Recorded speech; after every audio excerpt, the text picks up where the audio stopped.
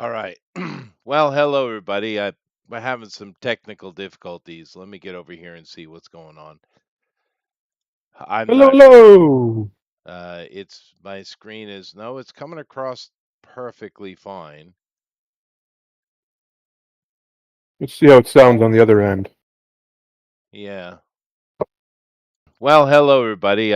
We're having some technical difficulties. Let me get over here and see what's going on. I'm listening now, so let's just give it a second. I'm Hello, not. hello. Okay.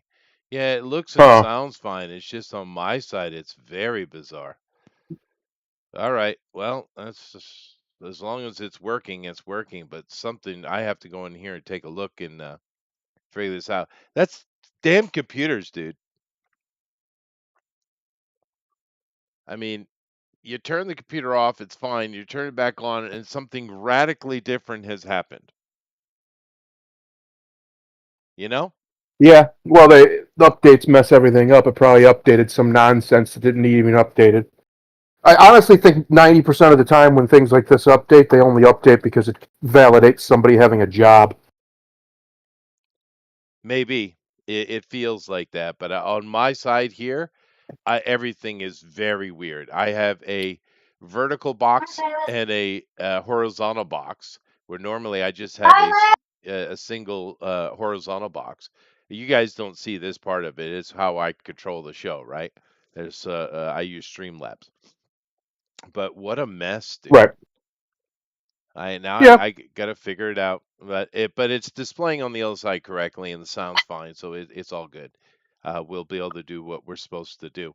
But something No, no. very weird is going on, and you know what it is? It has two offers for me at top, but they're both showing. Hmm. So it's like, man, I only want That's one. peculiar. Oh, there we go. Okay, that fixed it. All right, let me. Fixed it. All right, so it added a feature that I didn't need. Okay, Excellent. excellent. Yeah, there we go. All right, so nothing. As far as what you're seeing on your side, because I can do stuff off screen in a way, even though I'm seeing and doing something, you can't see it. Yeah. So that I don't know what the hell that was, but whatever. You're right. It was an update probably, Yep. but here we are. Usually I'm is. I'm I'm less. I'm happy now. I don't have to. I don't have weirdness going on. So excellent. Good. No weirdness. We want the weirdness out of here, Chester. We do. We do. And nevertheless, so hi. How was your weekend? Hi. My weekend was good. I had a pretty good weekend, actually. Well, until last night when I ate a hot dog, right? Hmm. And for whatever reason, it just did not like me eating it.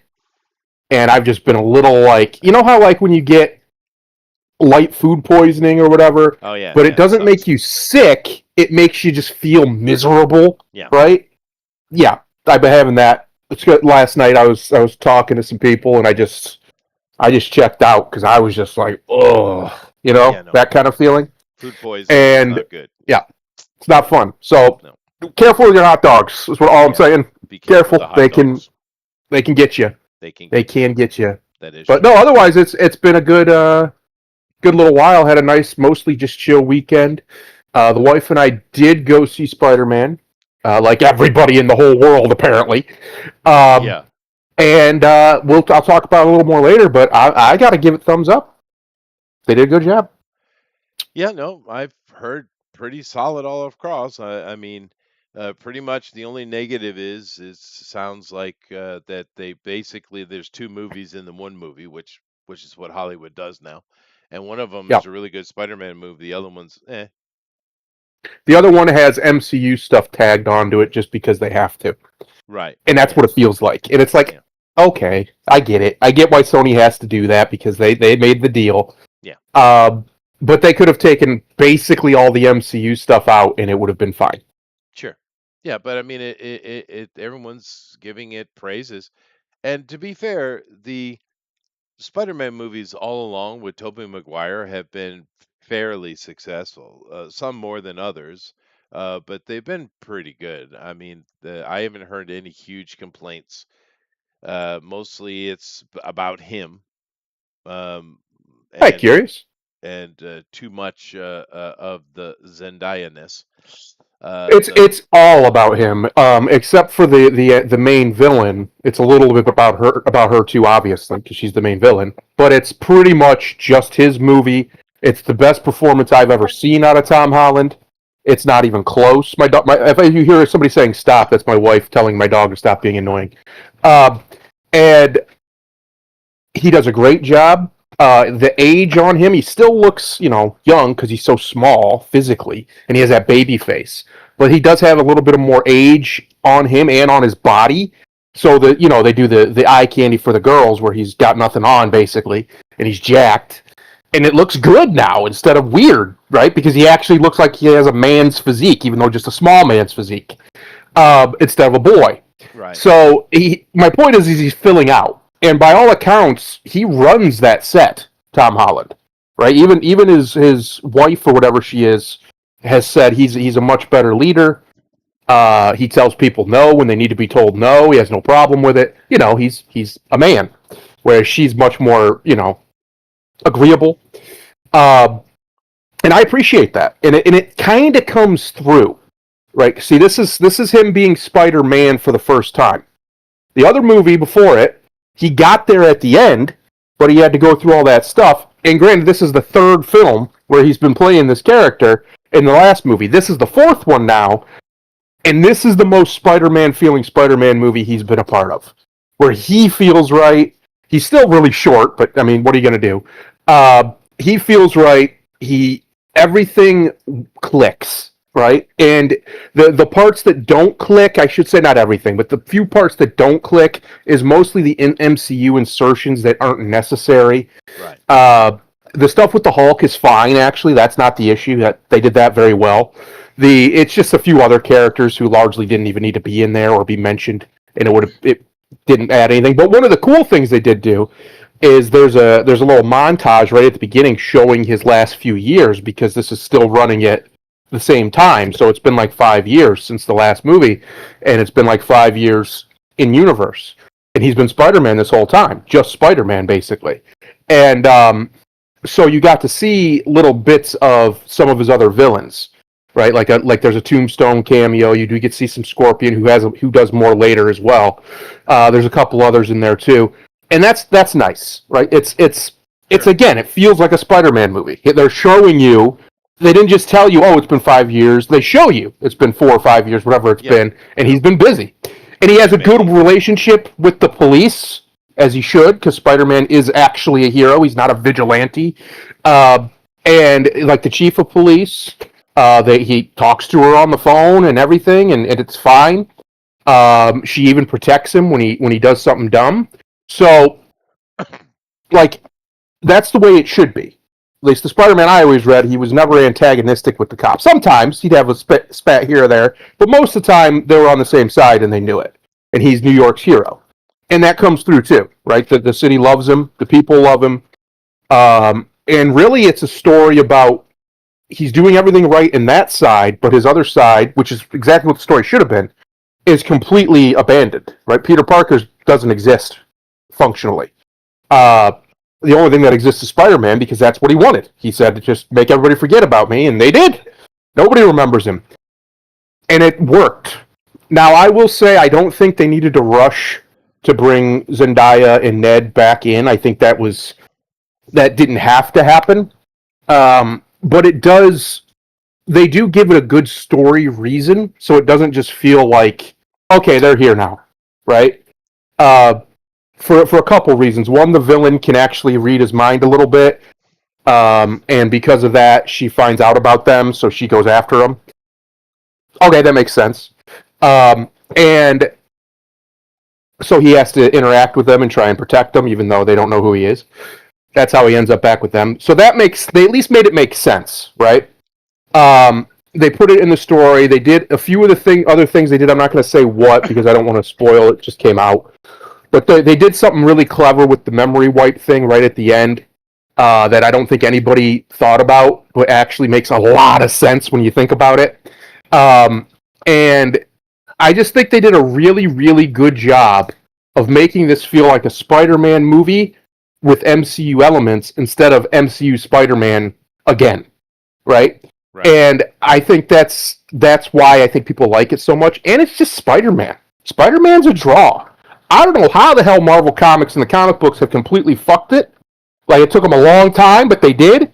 But Spider-Man will always be a draw. He's always been a draw. Every time there's a Spider-Man movie, it makes money. I don't think any of them have ever lost money ever. If I'm unless I'm wrong. Um, like even Spider-Man 3, which everybody didn't like, right? A lot of people dislike Spider-Man 3. That made the most money out of all of Tobey's movies Of course it did, by because a people are decent amount. anticipating something cool and they got something awful. Yeah, well, they got something awful, but still, my point is, Spider-Man makes money. He's always made money for him, and it looks like I haven't checked, but he's making some serious money for him this time. Holy, he's about to make as much as the first two Avengers movies by himself. He's just going to walk in there, Spider-Man, slap his big Spidey penis on the table, and say, "Who's the real king of Marvel now? You little shits! Get that Captain Marvel Well, cunt that's out of Sony here! though. This Get her isn't out of here!" this isn't Marvel. So, Well, but but it's still he's still Marvel's guy, right? He's still the king. He's still the king of Marvel. Spider-Man is. Peter Parker is. right. It's not even close. And now we have hard numbers to prove it's not even close. No one draws like him. No one's as popular as him. No one's as well written as him. Usually, uh, Spider-Man is. We were talking about this last week. There's a few icons. I would say he's the biggest superhero icon right now, going in 2026. I don't know who's bigger. I mean, obviously the other two are right there with him, but you can't argue with those numbers. I mean, he did $1 billion in a week. That's insane. Yeah, no, That's insane. yeah. It also shows you people are interested in movies. Yes, they You just know. would like them to be good. Please, can we Um, maybe make good movies? yeah. Crazy, I know. I haven't seen it. I will see it eventually, but I would say first off, in the last movie, if they weren't such a bunch of dumb idiots Hmm. in letting Doctor Strange not be Doctor Strange, they wouldn't That's right. have Yep. had that predicament. Because Correct. clearly they were going to go somewhere else with that, but they got hit in the nose and they had to back it up. Clearly, Hmm. right? This is a save, not as planned because they had something else Hmm. planned, but they got backed up. I mean, but that's what pissed me off most about the last film. Doctor Strange would never be that stupid. Doctor No, Strange is the guy who is manipulating everything quietly behind the scenes, that's right. He's right? Magic Dad. He's Magic, He's the out here getting dad of things the done. universe. Yeah. Yeah. And and he would never ever ever have done anything like No. that, right? No. So that was just stupid. Of course, from day one, you know, uh, you know, getting rid of another redhead and replacing it with this token Zendaya, because that's Yeah. what the hell she is. She's a token. She can't act worth shit. Every time you see her, she's Well, exactly the same thing. I'm gonna praise her a little bit. This is her best performance I've ever seen. She actually does act. I don't know if it's because she's directly acting with her husband or what, but he gets some emotion out of her. And her face does more than one face.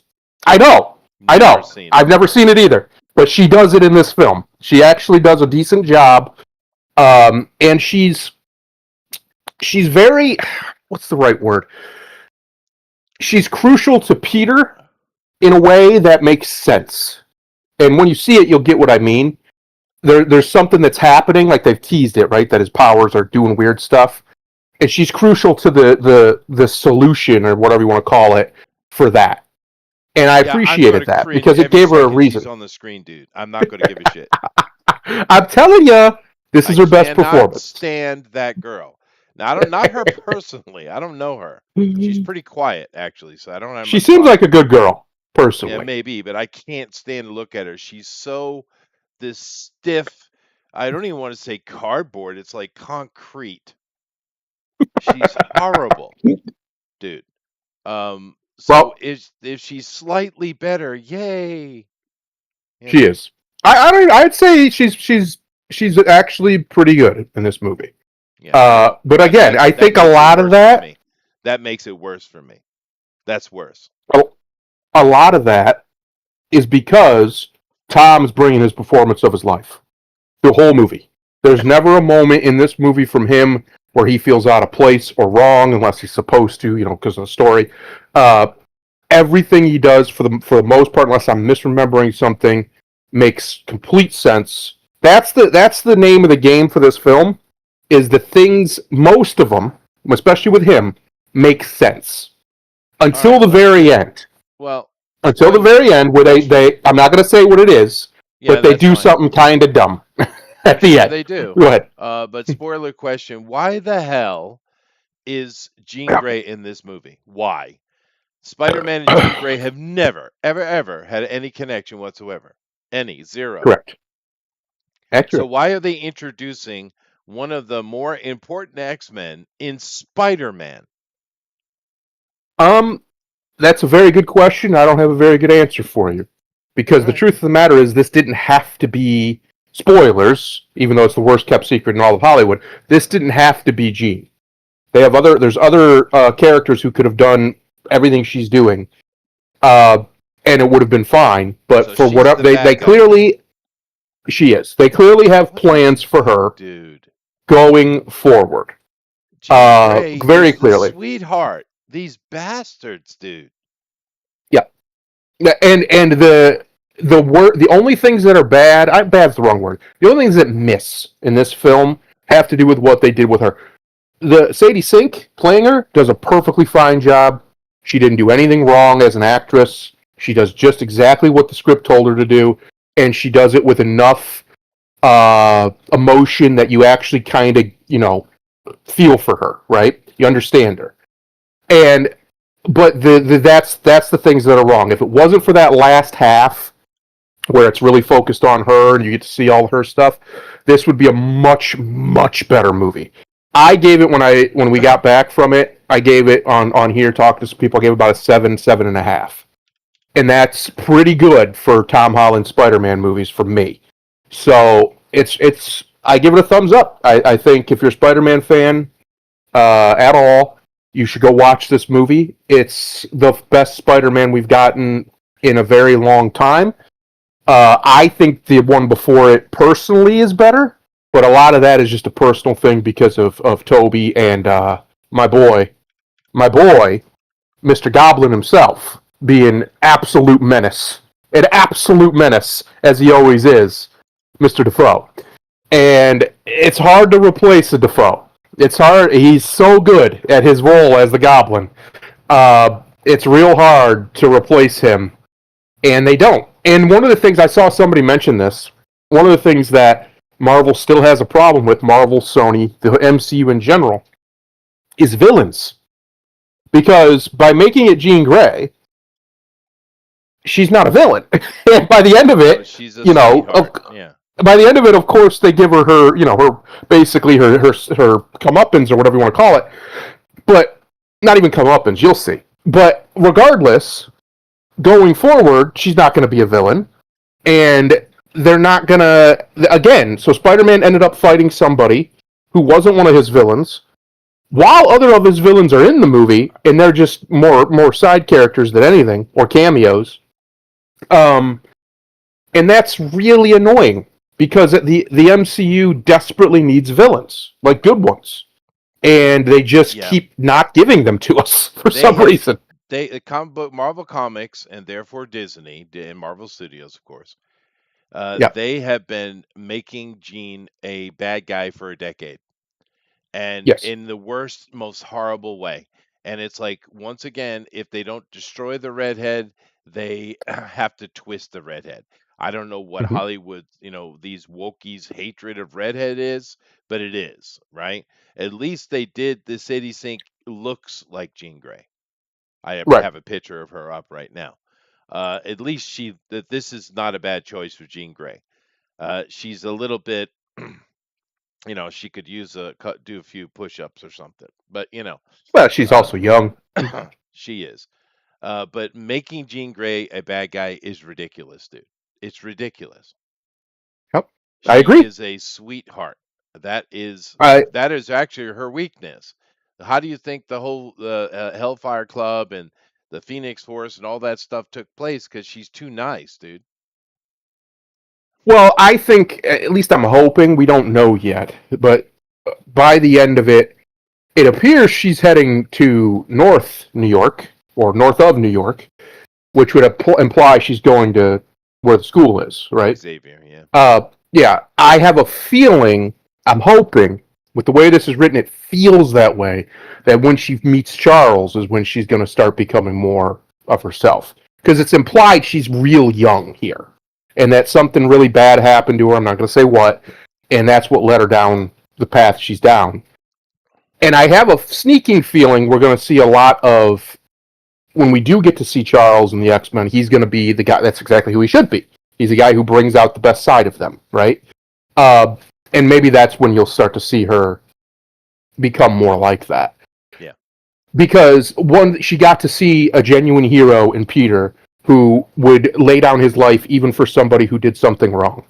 Period. That's just who Peter Parker is, right? At the end of the day, he's a hero. He is. And that's what he does. That's who he is throughout this whole film. At the end of the day, he does the right thing, even when it hurts, especially when it hurts. And Well, that's a hero, yeah, and that's definitely yeah, Peter. and Uh, she gets to see that. She gets to experience it and not fully understand it. So it's kind of like she gets it, but I don't know if she gets it fully. But she's on that path. So yeah, but they you don't know leave her the it's bad awesome. guy. They shouldn't have done Yeah, that with her. Second of all, obviously from the trailer, they're cucking him out, as they love to do. They love to cuck they their do. heroes out, dude. They love it, right? Do they at least ditch the frickin' Zendaya fake Mary Jane in this at the end of this movie? Do we at least get rid of that shit and let him move on? No, Fuck, dude. you're not. That's his wife, bro. You're not getting rid of her. He's married to her. They clearly have some kind of weird joint contract thing because they're in everything together. At least the last few years they have been, the last couple years. But it's hard to say no to them when every time they touch a screen it makes $1 billion. So it's real hard. It's real hard. So I mean, look at the Odyssey. They're both in that too. so they cuck him out in the movie, and then in the end, does he get the girl or is she just his friend? She's just his friend. They Fuck, don't have a dude. full conclusion to that yet. But that's clearly going to be where it goes. Is because they don't, credit to them, and I don't think this is a spoiler. I think this pretty much everybody knows this by now. They don't undo the memory thing. He's not remembered by the end, uh, which I appreciate because a lot of people were worried that they were just going to undo it and like it didn't happen and everything will be back to normal. Nope. The only reason Jean knows who he is because she can read his mind. That's it. Otherwise, she wouldn't know anything. Uh, Nobody remembers him at all, and he's just basically through most of the movie he's just Spider-Man. He's got his mask on the whole time. He's doing Spider-Man stuff. The only times you usually see him without his mask is when he's completely alone. Like there's none of this weird always taking his mask off shit that's been his situation his whole career as Spider-Man. See, Uh, you're not making me happy about this movie at all, dude. Nothing you're saying is making me happy. ah, Well, it's the same well, thing they did to Peter Quill in the third Guardians of the Galaxy movie. They're yeah. constantly cucking out the heroes, right? If it, So if it she's makes you his feel any friend while better, she's off fucking some other guy, right? if it makes you feel any better, it's heavily implied near the end that her boyfriend or whatever he is isn't really even around because you see him once. If I think just one time, he's in that Dude, one it's been scene they five show in the years. She should trailer. be married with kids. Well, okay, but maybe she's not because she knows something's wrong somewhere deep down inside. Uh, but no, I don't know. I don't know what the plan is with that. We're just gonna, all you can really do is wait and see. They don't get rid of the memory wipe, but they do something at the end. I don't want to spoil it because it's really cool and it makes a lot of sense with the memory wipe thing. Zendaya, I don't care about. She could not be in the movie and it would be fine. She's in the movie and it's fine. She's completely. That's how much of a non-factor she is through most of the film. The Hulk has a bit more presence than she does, in my opinion, and he's awesome. By the way, it's awesome to see him. It is a little weird that Bruce completely has lost control at this point, though. That was strange to me. I don't understand. I thought he had control. The first Avengers, he had full control over the Hulk. Oh, they don't know as what they full want to do with Savage Hulk, Hulk, dude. They don't and know. now all of a sudden he doesn't have control anymore. They don't know what they want to do with Hulk. Yeah, they have no Yeah, clue. They're idiots. Uh, Mark Ruffalo is one of the most insufferable humans on the planet. But he can act. So but who will turn Iceman gay? it's true, Alan. It See, is that's true. why it's like I get where you're coming from. I agree. I wish Jean was more, just sweet little Jean, Jean Grey. but she hasn't been that in 15 years in the comic books, Chester. She's been a bitch for almost 2 decades. So it's like they're gonna go off what they have currently, most likely. I Why? mean, They've had no, most they've had nothing but failure currently. All the I don't successes in the know. past. So why don't we go with the success? Same reason we don't have a redheaded Mary Jane. We don't have a Mary Jane at all. In fact, her name's not even Mary Jane. It is shut up. Shut up. You know what they did with that. That was a slap in the face, and they giggle about it at night. You know they do. I'm sure. Yeah, so yeah, I won't. I'll watch this later when it's on streaming or something. I'm not going to go to the theater for that shit. Well, you're gonna miss one of That, the that's best. that's my nigga. Tell him fuck it. Yeah, that's right. You tell it. That's right, Well, Grimlock. the parts to That. me of this movie that matter, because I could give a shit less about his relationships when it's not Mary Jane, because she's the only one who matters, and since she doesn't exist, I don't care. Uh, the parts of this movie that matter to me were great. The action is phenomenal. It's the best Spider-Man action we've ever had in any Spider-Man movie. He feels like Spider-Man. The one complaint I would have with him as Spider-Man is he's a little graceless. Not totally, but he's still just not as graceful as Spider-Man should be, in my opinion. I think. Spider-Man shouldn't be bouncing off walls. He should be swinging off. You know what I mean? Like he should be hitting things perfectly with perfect grace. He Yeah, should I feel think Andrew super agile. Garfield was the best Spider-Man action we had. It was good. He was pretty good. But this one has especially the fight with the hand, is phenomenal. It's really good. There's just a few of them. The fight which they spoiled in the trailer, the fight with Hulk, really good. Uh, Makes sense how that ends. Actually, they did a good job of that. Not having some ridiculous. Oh, he could just beat the Hulk. No, there's not that. So there was just the big thing I would say is the things that I was worried about. Most of them did not happen, or they happened in a way that largely I didn't care. Because I don't care about the Zendaya stuff. She's annoying in every role, but in this movie she wasn't. She was actually quite nice. It was actually quite, good to see her put on her acting shoes and do some acting for once. Not saying she deserves any awards or anything, but it was a lot better than Stone Face McGee that you usually get. Let's see the actual bad guy of the movie. He does a great job. And Chester, it's a black guy, and they don't ever try to make him out to be the good guy. He's just a piece of shit. Which I was surprised because that's not usually how these things go in the modern era. Usually they give him some out, right? They don't do that. So he's just a greedy piece of shit, basically.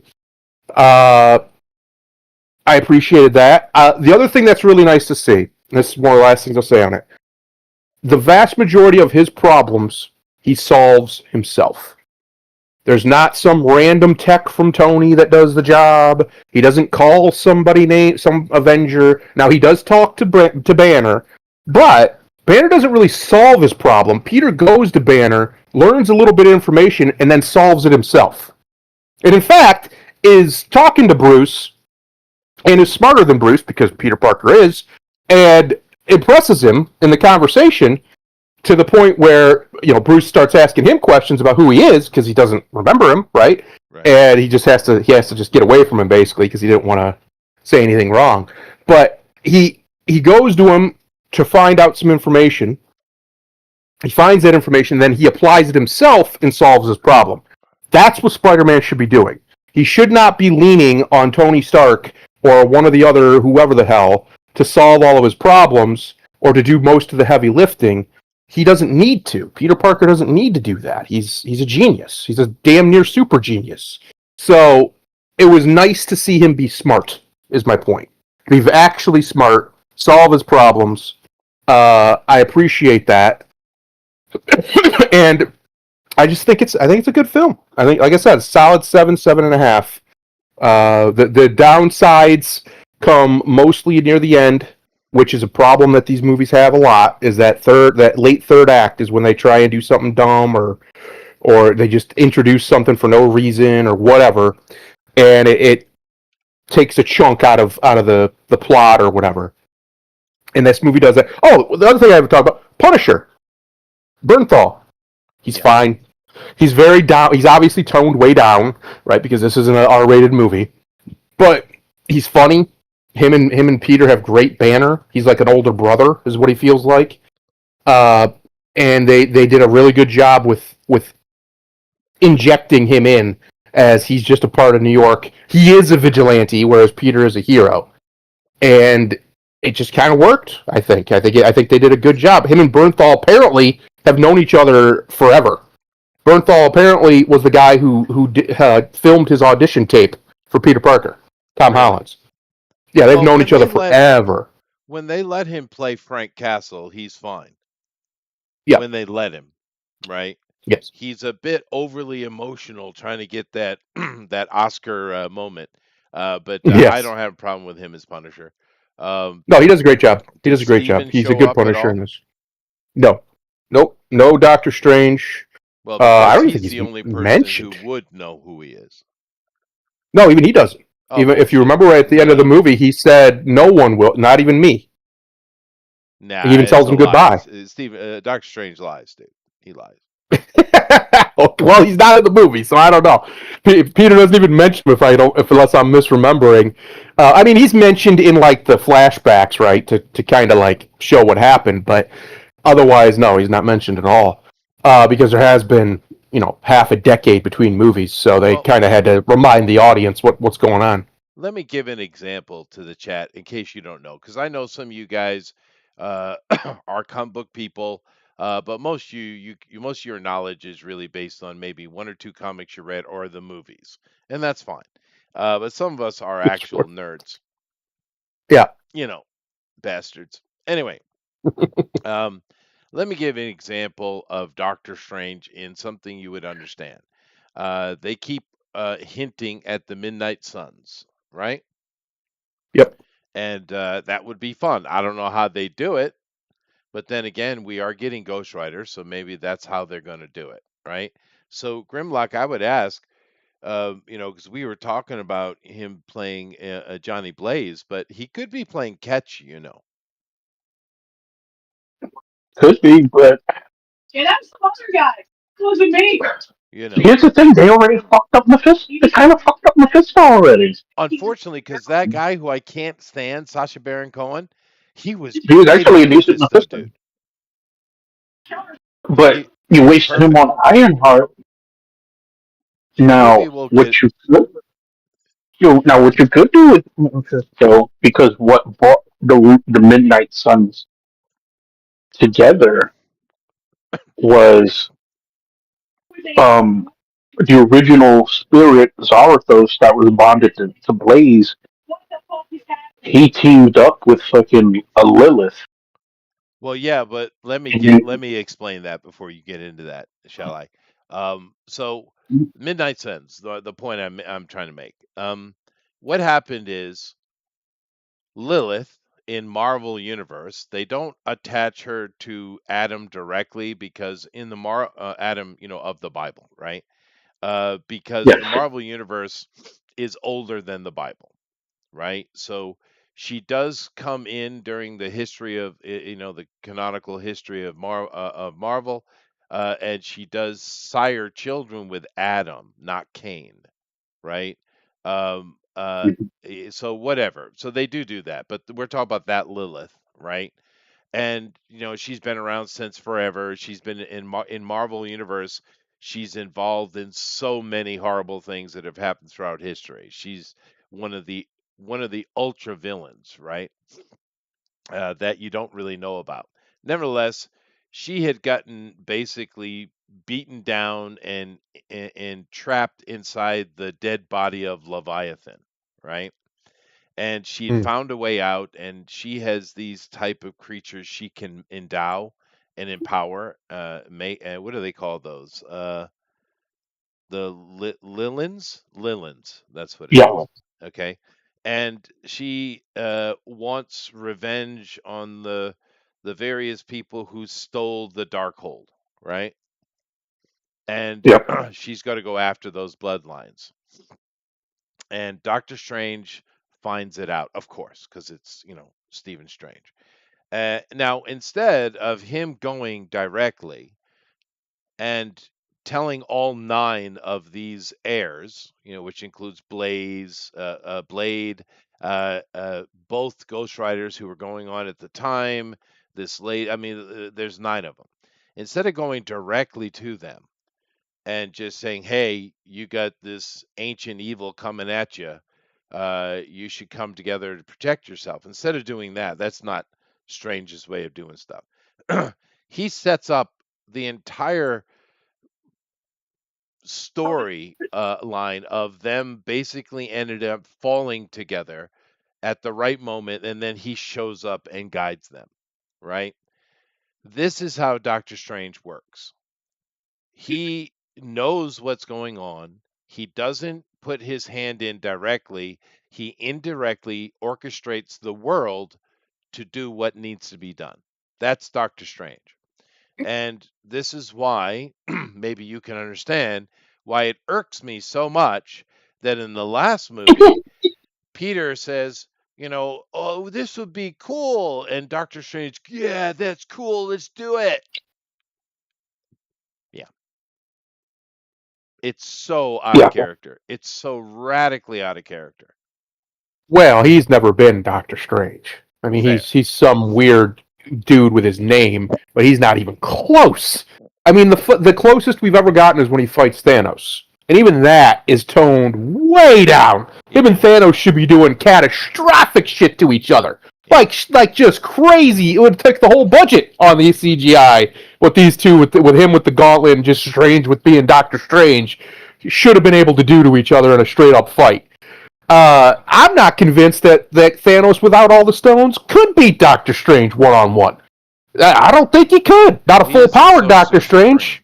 supreme of Exactly. I don't know. He's a universal entity, effectively. In, Um, in in the original Gauntlet, he took out the fucking Celestials by himself. So they did. That's he true. did. That's true. But I mean, even But it'd my be a son fight. Is my point. It'd be one hell of a fight. well, even my kids, my son particularly, when we watched the first Strange movie, because those kids grew up with, Marvel and DC, right? Particularly animated series. And of course, I bought comics and read comics to them. And when they saw the first movie, they were like, "Why isn't Doctor Strange Doctor Strange? Where's He's the just the not. where's the fingers together and the Eldritch rays? Where's that? Yes. Where's all this stuff?" They turned him into like a martial art, fake ass Jackie Chan. Right. where was the Right. wand of Watum? Yeah. Yep. But Yep. anyway, that's the point I was trying to make. I didn't want to get into the whole thing with Midnight Sin. You and I would go for a while, I think, Grimlock. But generally, that's that's an example with Midnight Suns, which they've been talking about. Now, I wouldn't mind seeing it, but honestly, I don't think the Midnight Suns is the way you go. I mean, honestly, because I don't think most people understand what the Midnight Suns are, right? I mean, half of them are villains anyway, and the Yep. other That's half true. are brutal vigilantes. They're not good people, so you got to have that kind of movie, which maybe that would Well, sell. I mean, of the original group, you could say the most villainous of that group was Morbius, and even then, he wasn't that bad. Well, really, they try to poison him. The Linlins try to poison him, and he goes on a rampage. And how many people does he tear to pieces? I mean, he did tear a lot of people to A pieces, lot of but people. I'm saying that wasn't of his own volition. No, fair enough. And of course, he killed a lot of well, Morbius is pretty bad. That's true. But that's why he and Spidey are always kind of going head to head because Morbius is he's like the Punisher. He's like, well, just get rid of the threat. But Get him Peter's out the of here. hero, What's right? the Yeah. issue? Yeah. And we've Um, never, and and the funny thing is, because he won't do it, you've never seen full strength Morbius. yeah, it's true. He holds back a lot. He does. And so does Well, Spider-Man. he won't, but he also won't take the plasma he needs to reach full strength. Right. Okay, every now and then they use it as a MacGuffin, right? Yeah, Yeah. Um, the one thing I'll say for our girl here, our current Jean Grey, I think she's a good pick. I think she's just pretty enough to pull it off. Jean She doesn't have looks to be fine. gorgeous. Yeah. Yeah. they better Um, reveal that bitch to be Madeline Pryor, otherwise they can go fuck off. Yeah. um, but Yeah, I what agree. I will say is I think they're building to Dark Phoenix with her, and I think that's why you saw her first with a dark Yeah. side. That's what Why I do they think. keep skipping straight to Dark Phoenix? Why? No, I don't think they're going to skip to it. I think that the plan is to get there, is to get to Dark Phoenix because she's young. They got plenty of time. If they got her locked in, and especially since this movie has made all this money, I don't see any reason why they would let her go. Right? So she's now a part of one of the biggest superhero movies, one of the biggest movies of all time. And if it keeps running like it's been running, it will be the biggest movie of all time. Uh, and so they have a plan for her. It's very obvious by the end of the movie that you're going to see Jean Grey again, quite a lot. So I'm guessing that when they get to the X-Men side of stuff, she's going to be maybe even the main character of whatever story they're building to or telling. Because she's the first one that they've shown, right? This is their first X-Man in the MCU. I think so anyway, unless you want to count Daredevil. And I guess they showed Wolverine in the Daredevil Wolverine movie, but that was more of a Sony movie. So she's gonna be prominent. I have a feeling that's where they're going, and that's why they brought her out with a much more villainous take. And that way they can say, when they eventually do have her do the heel turn as Dark Phoenix, they have that already built in her that she does have a dark side. She's not just a light, beautiful, Yes, sweet little we thing. get why they're She's got doing it. evil. They're a bunch of idiots. All right, so yeah, I get what you're saying. But now keep in mind this modern Midnight Suns is not the Midnight Suns. They do have Blade in there. Strange, of course, is the organizer. Elsa Bloodstone, Doctor Voodoo, Wong, Moon Knight. What do they have? They got Man Thing, Ghost Rider, Iron Fist, Scarlet. This is not actually the Midnight Suns. I don't know what that is. Yeah, Iron Fist. I don't know why the fuck they ever included Iron Fist in there. That makes no sense. And you took out Werewolf by night. Yeah, Put fucking Iron Fist in. You yeah. crazy? Here is the actual Midnight Suns. You got Ghost Rider. This is Danny Ketch. But you also have Johnny Blaze when he's using the shotgun. He could put the because he doesn't Yeah, have the he still demon had. anymore, right? But he still had the connection to Hellfire. He did have the connection to Hellfire. You got Morbius, of course, Lewis Hastings. You got Victoria Montesi. This is actually in the Midnight Sun storyline. She's the linchpin. She's the most Yeah, she's important part of. character. Yeah, She's the dark. Those three are the Darkhold Redeemers. yeah, A and very short run for those who may have missed that in the early '90s. well, what happened is the Catholic Church in Marvel comic books centuries ago they had the Darkhold, and this is coming from ancient times, but they had it together, and they wanted to create a bloodline that to protect it.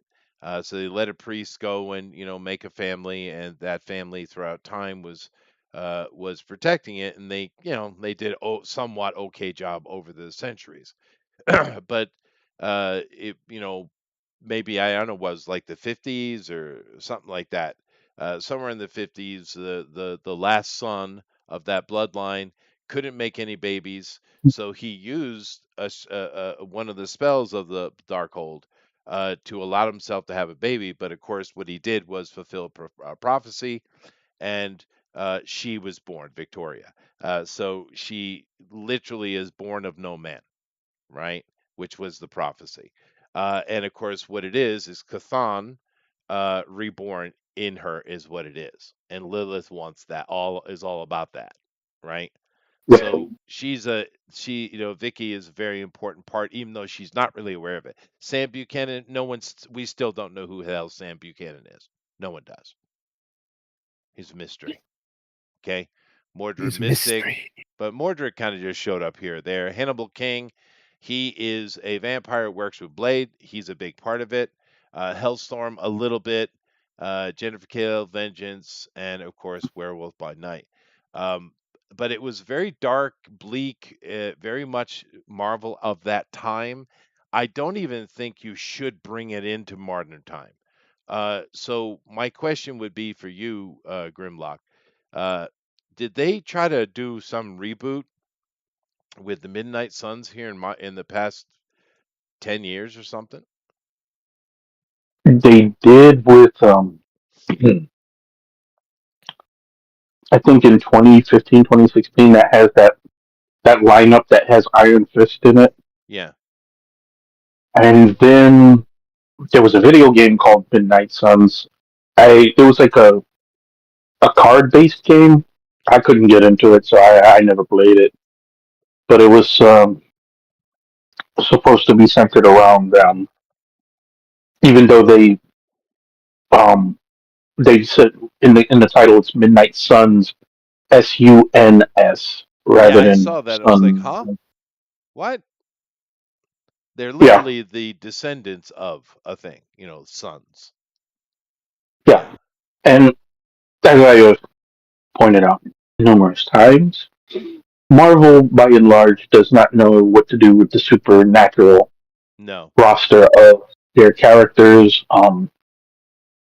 I would say of the group, the sorcerers, whether it's Strange or Brother Voodoo, probably have gotten the most appearances in the last few years, as far as like outside of Strange outside of his own books, because they had that Strange Academy series that did really well for a little while.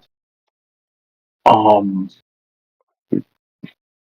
the Ghost Rider books, like the last two, I thought did well. I thought I need to finish that where um Blaze Blaze and had rebonded to the Ghost Rider, and he was kind of like doing like the Hulk thing where he was like traveling from town to town, killing the demons of that town. right. Um, they had a Oh, is that story the I one haven't with the read. really good art? Yes, Really with different art. Corey Yeah, no, I know what Stoll. you're talking about. Yeah, Yeah. but yeah, They and also I haven't read this one. They had a storyline. It was like a mini series where Blaze again gets detached from the spirit of vengeance, and it ends up bonding with the Hood of all people. I have not read that one, so I don't know much about it. But I know that it happened last year. But I think Blaze is back in control. I see. So Well, the kind of point I was making with Marvel Sons is, if I were going to make an analogous, I would say it's kind of like Constantine at DC, right? yeah, And what I mean by that, if you ever read a Hellblazer book, right? It's not superheroes in spandex, punching out the villain of the week. Well, it kind of is villain of the week, but it isn't like that. It's much more quiet, detective work, a lot of talking, a lot of dialogue, right? It's not heavy action based Hellblazer, which is why it's an adult comic.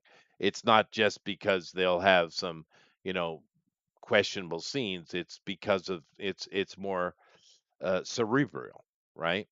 And I believe that Midnight Suns was Marvel's attempt to try to make that kind of comic, right? Because if you go back and read the original one, there's some fighting in it, sure, but it's mostly just talking and searching and detective work and undercover stuff here or there. It's not like a normal Marvel comic book because Marvel has very little patience for that kind of storytelling where DC does, right? And I Yeah, think it was their attempt. This is why it's so dumb when you go back and you see what they've done here. Like, let me go to the current members, right? Blade, of course, makes sense, but Elsa Bloodstone, maybe, but they never portray her that way, right? Doctor Voodoo, they don't know they don't know what to do with her either. they don't. She Doc- she's she has potential, and like a lot of characters lately, I think she's gotten a boost in popularity because she's in Marvel Rivals, but they don't know what the fuck to do with her. No, they don't, and they pushed her because it's a woman, right? And they got now they're stuck with it. Doctor Voodoo, it's mainly just kind of some weird little action thing, and half the time when I see him recently, they got him talking like he's some gangbanger in New York. It's like, oh Jesus, right?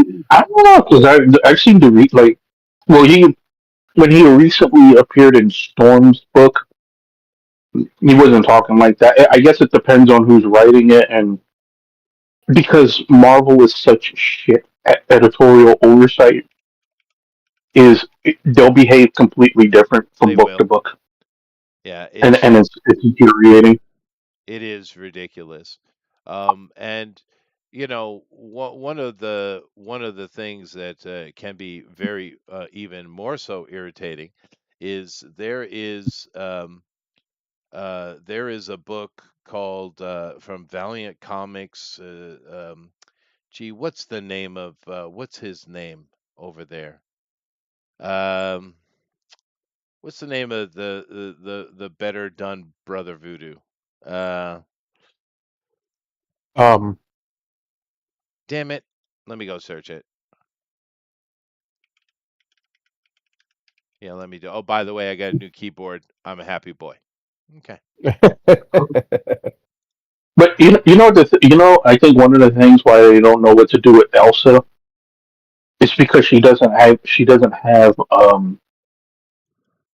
superpowers.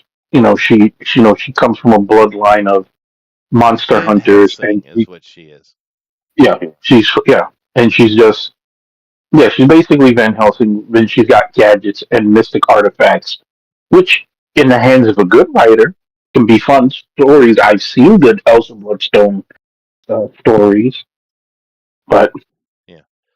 Well, I'm sorry, Shadow Man at Valiant Comics is what I was talking about. He's oh, much yeah, better yeah, yeah, than yeah, yeah, Brother yeah. Voodoo. Shadow Man's Powell, awesome. yeah, It is awesome. Powell had that in the comics. I'll add it in the comments. Oh yeah, Shadow Man. Thank you, Alan. I should have looked over there. Yeah, that's Shadow they Man. do You much ever play better that job. game? What do you They say? made that Shadow Man game back in the day. It Oh, was did they? good. Yeah, Yeah. yeah. But then of course, what else we got? We got Wong. The bellhop. Sure. Moon Knight. Moon Knight They've been kind trying of to make something out of Wong, and I don't get it. because he's not a white man. That's why. Yeah, that's right. Yeah, he's not a white man. I mean, Um, and you know it. that's fine, but he's Asian Alfred, He is. He's a bellhop. Moon Knight. which is not a bad gimmick. People love Alfred. There's nothing wrong That's with him true. being We the do love Alfred Alfred. of Doctor. Yeah, but see, Alfred gives wisdom where Wong is just kind of in the corner waiting to serve Strange something. He's literally like the ultra witch Downton Abbey servant is what he is. He's a Virgil. He is. Yes, he is. Yeah. Now Moon Knight in it is fine. Especially you doing detective work and stuff. I don't mind Moon Knight at all here. Um, Man Thing, why? Why? Johnny Blaze, Ghost Rider helping them out makes perfect sense because he's actually a lineage of what was it, Atlantis? Was that the name of the where it all started? I think it was Atlantis. He's actually a bloodline of Atlantis, right? Iron Fist makes no Mhm. freaking sense, and neither does Scarlet No, no. Spider. So they they're just not the right types. And Morbius got pulled in, and the whole time during that whole run with Midnight Suns, Morbius was like, "What the hell is this? You guys fuck off!" I mean, the whole damn time. In the end, he ended up being very useful to them, obviously, because it's Morbius. But You know what else he is missing from that lineup? The caretaker. Oh, yeah, yeah. But the main characters, of course, Catch and also Blaze, but he doesn't Mhm. have the spirit of vengeance in him. Victoria here. Sam Buchanan's important. Like I said, no one knows who he is.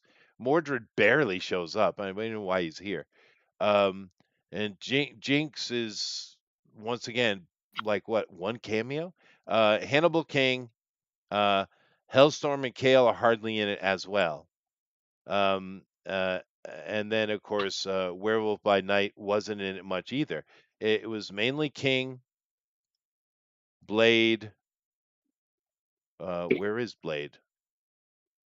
Huh? They don't Yeah, I have don't see him. they don't He have was him in in the there. former area. Go over. But it's mainly King, Blade, which those guys get duped into the whole thing, and Lilith for half the run. Lilith has those two wrapped around her finger, right, little finger. Um, uh, Mhm. so mainly what you have is the two Ghost Riders, um, Morbius being a dick, Sam Buchanan doing all the actual detective hard work, and Victoria just being the victim is Midnight Suns. It's a good run. I suggest you go read it. But just this conversation, Grimlock, has showed me that it's a perfect example of modern Marvel. Mhm. Yeah. Well, since I'm here, let me go see what we got over here. What do we got here? What are you giving us? X-Men of Apocalypse Omega. What the hell? All right. What if Captain America? What if Captain America was gay? Probably. Okay. Let's see here. Queen in Black. Okay. Rivals. Oh, that looks great. The hell? Who's drawing that? That looks horrible, dude. Uh, Deadpool fighting Deadpool, of course. We're doing Civil War. Which number are we on now? I think Oh, we'll do three. I mean, they keep doing that over and over. Hey, that worked once. Let's do it again. Um, whatever this Queen in Black thing is they got going on. Who is this art is not great, dude. Mary Jane. they can't afford good artists anymore. Of course, Mary Jane is what? She's Elektra now. Sweet. No, she's Venom. She's they're such assholes. I swear to God, don't put me in a room with them. That means I'm going to go to jail. This There's art Iron is Man, weird. Some of this art's really weird. Oh, whatever. Miracle Man. Stop looking. Why did you make me go over here? Let me go. That's better. Okay. That is Uh, better. She's a cute redhead. Uh, did you know, Chester? I don't know if you were going to talk about this, but they've already cast Emma Frost as well. Yeah, we looked at her last week, and she's a pretty Yeah, girl. It's good. yeah, Yeah, she'll work. I do have an article. I can bring it up if you like. Let's look at it. Let's look at Miss Weaving. I'm about to say those are older books that they were showing. Why ain't they showing the current shit? I don't know. That was kind of Immortal Hulk is improper. The ones Immortal Hulk has that. been done. Hold on a second. Showing it. Oh, I didn't bring that article up. Let me go find it here real quick. Because I didn't see much I wanted to talk about today. We'll come back to this in a bit, but there was one that where they were talking about stuff like that.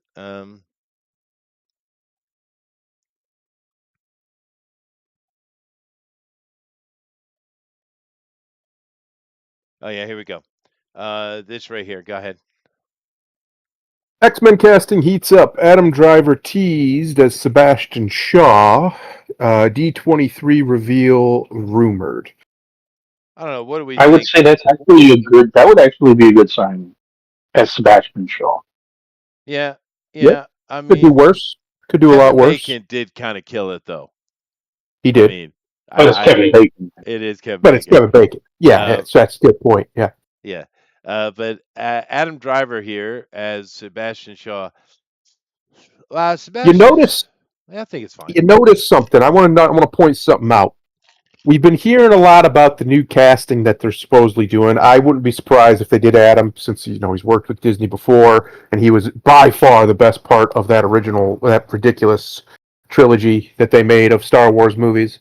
Him and Finn, but we don't talk about what they did to Finn. Uh, and Adam's a good dude by all accounts. He's a really good guy. He's a former Army Ranger, if I remember right.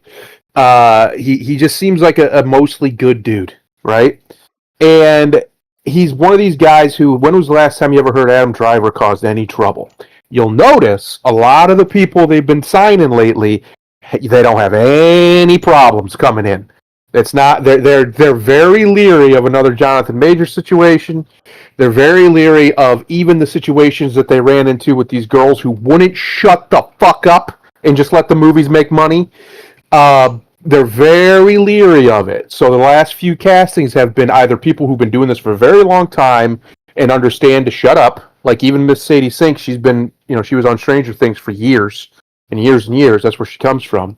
So Adam doesn't cause any problems. Tom Holland and Zendaya don't cause any problems for all their faults. They're not troublemakers.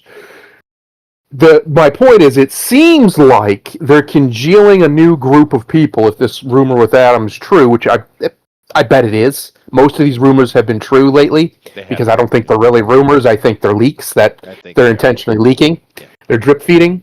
And he would make a really good Sebastian Shaw, depending on what they have Sebastian doing.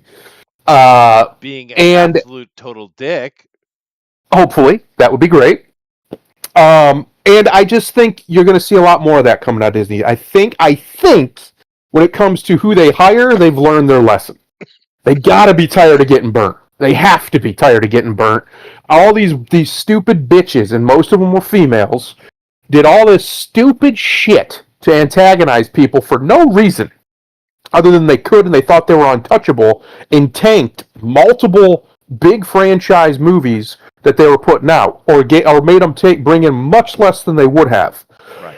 And they have to be tired. Yeah, they have to be tired of it by now. So now I think you're going to start to see them hire people who have a much better temperament, like they did originally. The first run of the MCU, nobody in that cast caused problems that I ever remember hearing about. No, even none. Yeah, even Robert Downey Jr., who was a problem when he was younger, he had straightened up, he cleaned up, he took over behind the scenes as kind of a leader. Those were his people. He took care of them. Remember the one time when they were renegotiating his contract for the last 2 Avengers movies? They wanted to lowball everybody else to pay him a lot of money, and he forced the studio to be like, "No, we're not doing that. You're paying them too." They had a cohesion to them. And they seemed to get along. You didn't ever hear about any arguments. I'm sure they happened, but you never heard about them. There was nice and tight-lipped. There was nobody causing trouble in public. And I have a feeling that is a big, big, big focus going forward because they've gotten a second chance here. The Spider-Man movie, now let's be honest, Spider-Man is over. He'll always be over. This is not necessarily a rebirth of the glory days for the MCU itself. No. That's a Sony movie with MCU stuff inside of it. However, it could be. It could be. It's a glimmer of what potentially could be. What's going to decide it is Doomsday more than anything, which I think is probably going to end up being pretty good. And it's probably going to end up being a mostly, a decent film, and it's probably going to make a bunch of money. I don't think it's going to make as much money as Spider-Man because holy shit, but I think it's going to make its money back at the very least. The question will become with these casting roles is what do they do with these characters? So Jean Grey, they bring her in, they have her be a villain. Okay, most people, and I agree with you, Chester, even my wife was like, what? That doesn't make sense. That doesn't mean they can't make it make sense, but right out of the gate, that doesn't make any damn sense, right? So they're going to have to be very careful. If they come in with Sebastian Shaw and he's all nice and kind, like, what are we doing? He's not that, but don't do that. They have cast Emma Frost, which I imagine they maybe mentioned in here. She's very pretty. She looks good. She's a little older than everybody else. She's in her mid-30s. That's okay. You can have Emma be a little older. Yeah, That can work Emma out should fine. be a little older, actually. Yeah. Yeah. So that's fine. And she looks the part. She's even done a little cosplay as Emma before, and she looked good. So that's a good casting. She's a decent actress by all accounts. It'll all depend on what they're doing. It's interesting who they've started with, though. Right? We have Jean and Emma. Two very interesting. It's a very interesting contrast between those two characters. And apparently, it looks like maybe Sebastian Shaw, and I think there was some other people mentioned there I'm as going to well. get to it here down below. That's interesting. That's an interesting start because it's not going the way you would expect, right? You'd think maybe they'd start with Charles, or they'd start with Wolverine, No. or Storm, or any of the big hitters, right? Nope. These are peripherals. I think we all know X-Men. Why not do it this way? I agree. Yep. Alan says Driver would be a good Mr. Sinister. Dude, he's nowhere near posh enough. Mr. Sinister is a dandy. He's a dandy. He is a bit of a dandy. He is a bit of a dandy. You need someone who's kind of gay. But Driver's a good actor. Like he might be able to pull that off. I think Sebastian Shaw is makes sense to me, and you're correct in the fact that these are not rumors; these are leaks, and that's why they're all coming out true. But okay, I just don't know. Does he have the presence to play Shaw? Because Shaw is powerful. He is the boss of the Hellfire Club, and he's the man. He's truly convinced of his superiority, as is Mr. Sinister, actually. Bit of a megalomaniac. A little bit. You know, he'll take whatever you want. That includes people, women, whatever. And you need to have that kind of guy. To be fair, Kevin Bacon didn't really play Shaw the way he really is, but it's just Kevin Bacon. So. But he brought enough gravitas that it was okay. It's kind of like Sam Jackson is Nick Fury. Yeah. It's a little off, but it's Sam Jackson. He kills it. It's fine, right? It's fine. Driver can be that guy. I think if they give him something good to do here, you're gonna see him knock it out of the park, right? I remember how many people were very leery back in the day, way back in the day, when they cast Hugh Jackman as Wolverine. Yeah. There was all kinds of he ain't gonna be able, and now nobody can even imagine anybody else playing Wolverine. He's one of those guys. I don't think people want to play him by and large. Like, I'm good. That absolute heap drug addict, Robert Downey Jr. They cast him to Iron Man, and when all of us were like, "What? Wait, what?" And then he killed it. He nailed Tony Stark. He did a great job, and one of the best redemption stories of all time, by the way, Robert Downey Jr. Yep.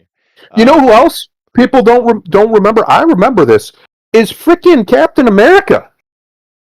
He was not looked at as that guy when they cast him because he had been playing a lot of like villainous roles and stuff. Like, he's really good at playing a douchebag. He is really good at it. A douchebag. He's just being himself. Yes, but then he comes out as Steve, and it's like, whoa, wait a minute, hang on. He's kind of perfect. Like, he's killing this. And he did from beginning to end, except for, randomly writing him to just give up everything so he'd go have some sex. I don't know. That was stupid. But that wasn't his fault. He didn't make that choice. No. Now, Samara Weaving, this girl as Emma Frost, we already talked about.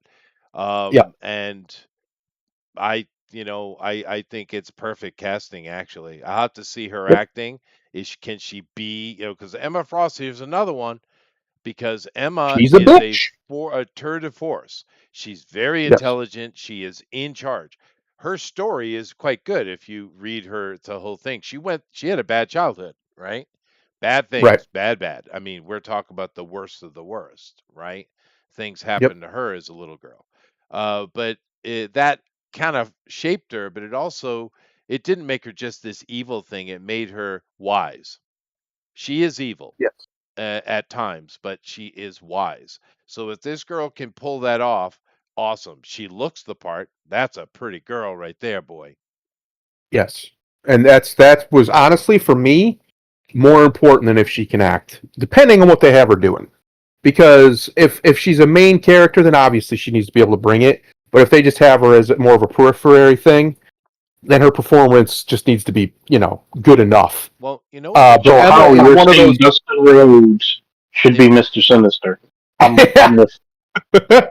Yo, he'd be but perfect, dude. Gold Dust would be he, perfect. as Gold Dust, he He would, would yeah. be. But with But Emma, with a girl like Emma, is the reason why that's so important is because that's such a pivotal part of her character. She knows she's beautiful. She has no problem with it, and she uses it and a she's an lot. absolute whore, by the way.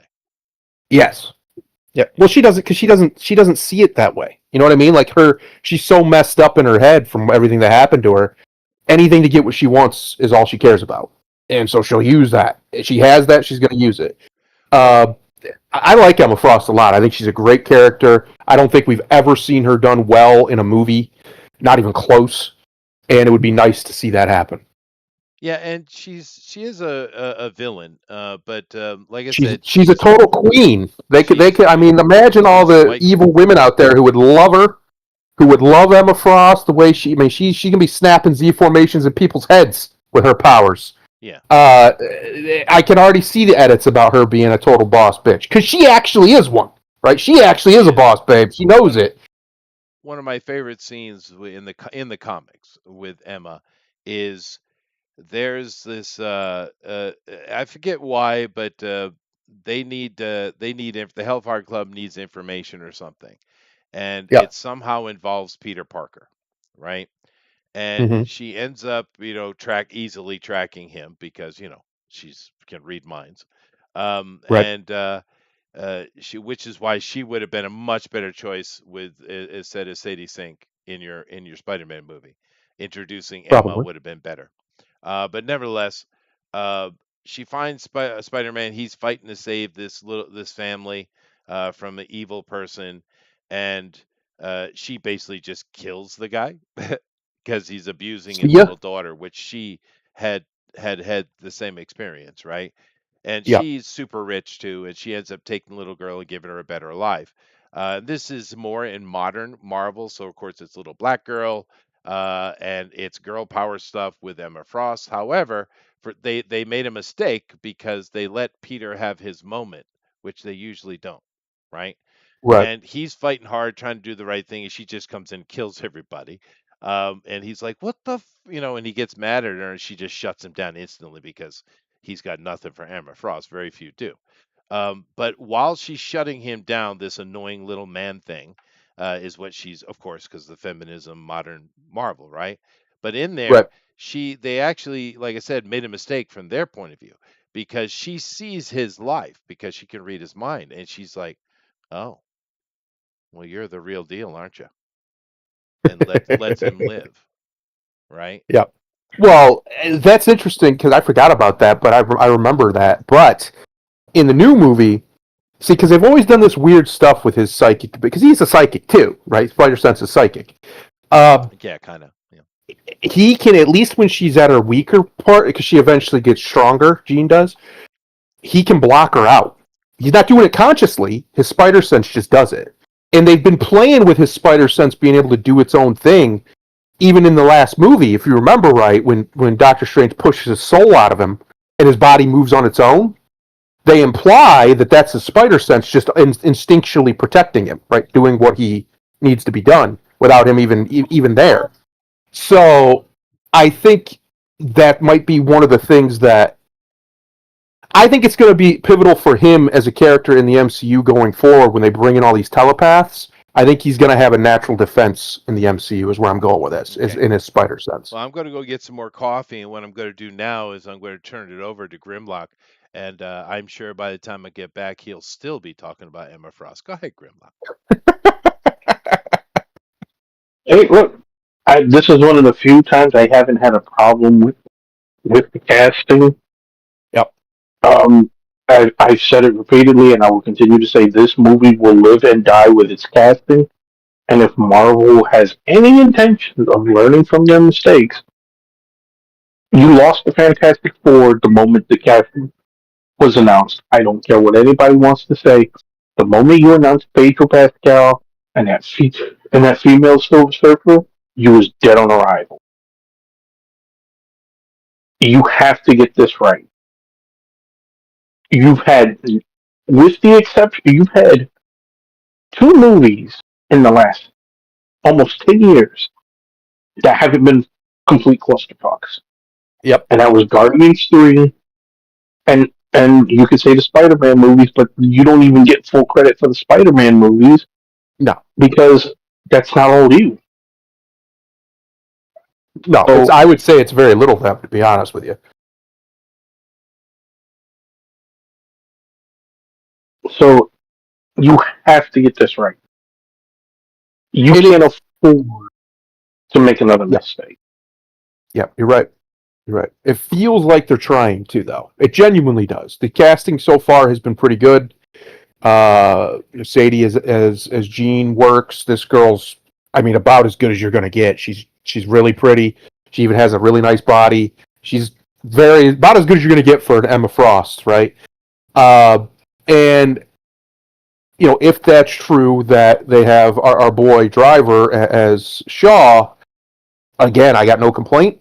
I haven't seen a single one of the newer ones since Fantastic Four, honestly, that have been cast where I was like, no, that don't make sense. The worst one, honestly, is Robert Downey Jr.'s Doom. But I get why they did that, right? Like, for us, that sucks because we wanted somebody new. We want somebody who's got the size and all that, right? But I get why they did it from their point of view. They needed a Robert Downey Jr. back, and they didn't want to undo the Iron Man thing.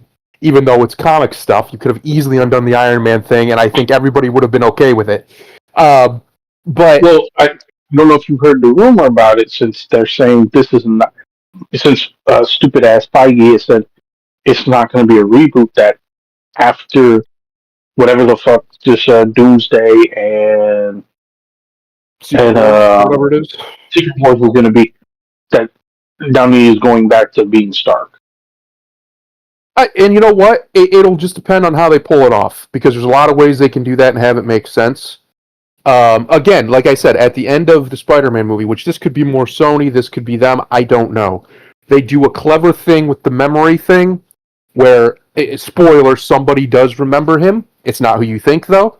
But the reason they do makes sense. And that's all I'm going to say. I don't want to spoil it for anybody listening. It actually makes a lot of sense when you think about it. So my point that I'm getting at is the writing is a lot better than it was for the past, honestly, since Infinity War. Now, obviously, the last Spider-Man movie before this one was pretty good too, but again, that's Sony, not Disney.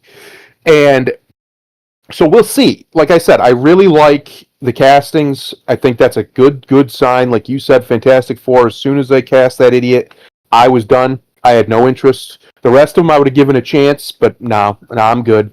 I'm good on that guy. He's a terrible actor. I'm sorry, he just is. He can't act. He's as bad as Zendaya.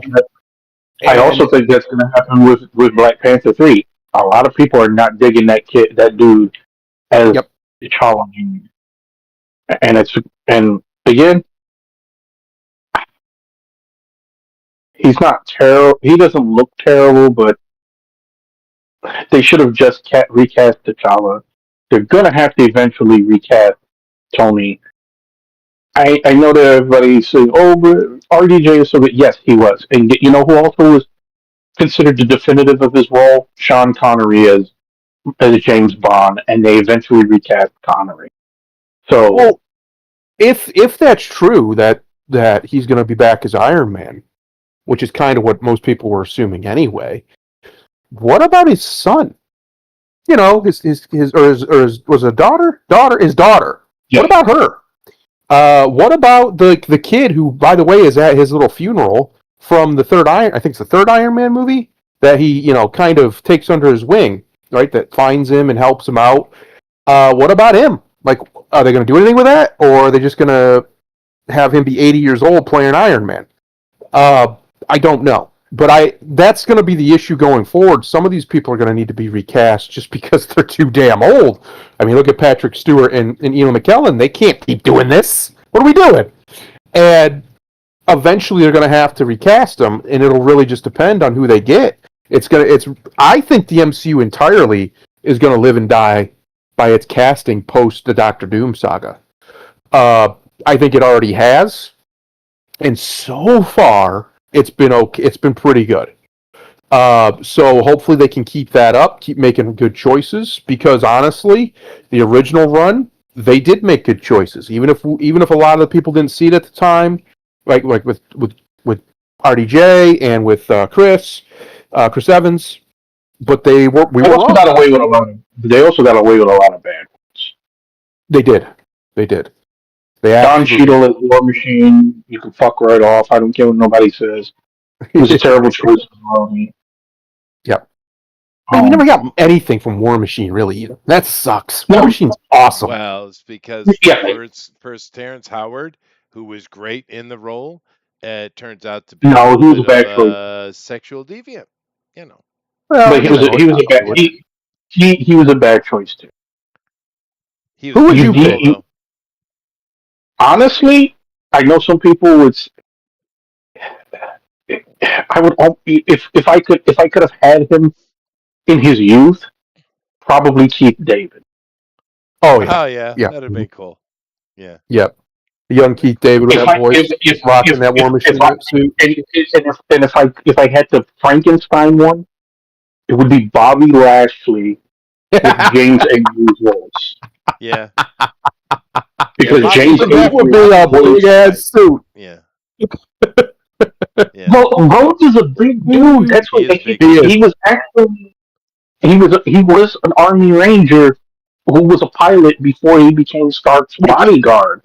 Is Yeah, exactly he's what Bobby not little Lashley was, an teeny Army Don Ranger. Cheadle. You're right. Yeah, Yes, but You know, I I agree. know some It's a people. shame that we can't get the monsters, the big boys. I know some people will say that um, Bobby doesn't have the voice or the charisma. That's why I'm like, if I could Frankenstein it, because in the cartoons James Avery voiced Rhodes, and we know James Avery had the voice. yeah. No, Oh you're yeah, right. So Yeah. Well, the other problem with Don Cheadle is he's a little bit, gay. yeah, he's Don Cheadle. he's a twink. He's a Yeah, twink. When you don't look at fucking Rhodes and go twink, you look at him and you go, sir. Yes, that's right. sir. That's That's sir right. right there. That's right. That's like if Uh, you did that's like if you did a biopic of Brock Lesnar and you cast fucking Timothy Chalamet as fucking Brock. Like, are you fucking kidding? yeah. Well, you know, Speaking of which, I know he's 49. Find a Marvel movie to put fucking Brock Lesnar in. oh yeah, how do you not have him somewhere already? It Mate, just in fact, I got the perfect role for him. Victor Creed. no Omega Red. Nah, No, yeah, I dude, think Victor Omega Creed. Red. Who? Who's Mega Red? I had my headset off for a second. He's a bad guy. Brock Brock I Lesnar. Lesnar. know, I know who Omega Red is. Who we talking about Brock casting? Lesnar. Brock Lesnar. Hey, he's got I the say he build fits for it. more. Yeah. Fits Or who? Cable. I don't know if he has the acting chops for it, but he could fit Cable. But let me What about finish Brian? Emma and see what else we're talking about here. With Emma, if you remember that scene from the X-Men movie where they had her in there with the Russian, I guess he was a Russian general, right? And she's sitting back on the couch making him think that he's having sex with her, right? So I always thought that was the weirdest scene because it's like, well, you don't really get Emma Frost. Yep. One, you already had your actress fake sexing with this guy anyway, so you could have just done that. You didn't have to make it her projecting images into his head because she doesn't have that ability. Emma Frost is not a mind controller, nor can she project images in your head. Charles Xavier can, but she can't, right? What she could do is read your Yeah. mind. She can paralyze you. She can cause you a whole bunch of pain as to melt your brain. I think she can even wipe memories, but she doesn't have any mind control or projection or anything like that at all. She can astrally project, but she doesn't have that. So, and it also, that scene shows you don't understand Emma Frost because Emma, like I said, when she was little kid, she was sexually abused, and when her father, the father character, started wanting to abuse the little sister, she put herself in the way. She's always done that. So in real Emma Frost would be on the bed having wild sex with the general, probably the best sex he ever had in his life, and then Yeah. she would never break mission, and then years later she might come back and kill him after it's all said and done, right? That's Emma Right. Frost. Yeah. I agree. We'll see what we get here. Yeah, Hopefully, we'll it's see what we good. get. Let's see here. That'll be the thing. Will they allow her to be a full femme fatale? Will they allow her to use her body? That'll be the real question. I doubt it.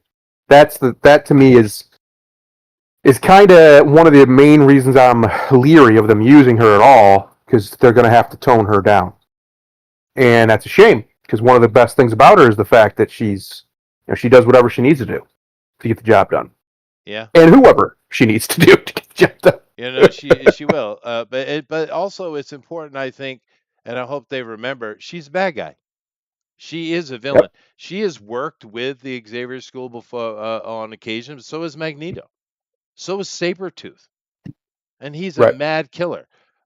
Because in the end, mutants, mutants are mutants and they need to protect each other. Kit Connor, I don't know what a Kit Connor is, but he is the choice for Cyclops. Good old Cyclopo. So we have Oh, so we have Cyclops. this girl is Jean Grey. Yep. We have this is Emma Frost confirmed, right? And we have Yep. whatever this guy is. Who is this guy? I don't know. Just one of these guys out here doing lower, under the radar type stuff. Is he 20? Well, how old is he? Is he only 22? I have no Let's look idea him who up. this kid is. Let's Google him. Let me go check him. But he's confirmed as Cyclops, so okay. Oh, We he's a good looking guy. He could play a good Cyclops. Cyclops He's sucks, English. so Well, I don't need him to be anything other than in the movie. Seems to be in pretty good shape. That's helpful. yeah, I know. Okay, I guess. Yeah, no, he's in shape. Kind of looks like Ellen Page here, which isn't good. Well, more like she looks like him after all of the Well, surgeries. he's a little guy, is what I'm seeing here. He's a I little see. guy. English According to accent. this, according to the internet, he's 6'1". Yeah, sure, internet. Sure. And It might just be one of those that guys lady with that right weird behind him is faces. 7'8". Okay, good, good. But anyway, so we got this kid who I know nothing about. Let me go see if we can check his IMDb's. Kit Connor. Apparently, he's a heart stopper, according to IMDb. That's what Is they he? describe. Heart Oh, stopper. dude, he looks like Ellen Page big time, and he does gay movies. So okay, he's gay. Great. Yeah, another Oh, gay he's in the guy. movie Heart Stopper. Got it. Yeah, he's a gay guy. Okay. Okay. Frank Song Chronicles. He was in one episode, so don't remember him. I didn't mind that show though. That wasn't bad. BBC being BBC. Um, yeah, he's definitely British. Oh yeah. He was some kid in which some nothing in Ready Player One. hmm Never I'd seen be Slow I'd or be Have fine if Sex. he's a nothing in the X-Men movies too, because fuck Cyclops. That is true. Um, I'd be good. Well, how many times are they going to make Oliver Twist? Goodness gracious, dude. and they never do it well, by the way, never. For some He's reason, a gay. Yeah, look how little he is, dude. He's so little. They're little teeny that's not. gay. No, he's the one on the left there, not the one on the. Yeah, I know, but they're both little teeny gay guys, dude. This is a gay series, right? It'll be fine. Hi. He'll be right next to Tom Holland. He'll be towering over him. It'll be fine. Yeah, yeah. So he hasn't done much, although this TV show seems popular. So maybe he's the ladies like the gay boy. All right, so we got him as Cyclops, whatever. All right, fine. So that's our confirmed, right? We Right. have we don't need that. We have her, we have Sadie, and we have whatever that kid is. Okay. Yep. Then there are some rumors that are probably true, like Adam Driver, and some that have been proven not to be. So let's take a look here.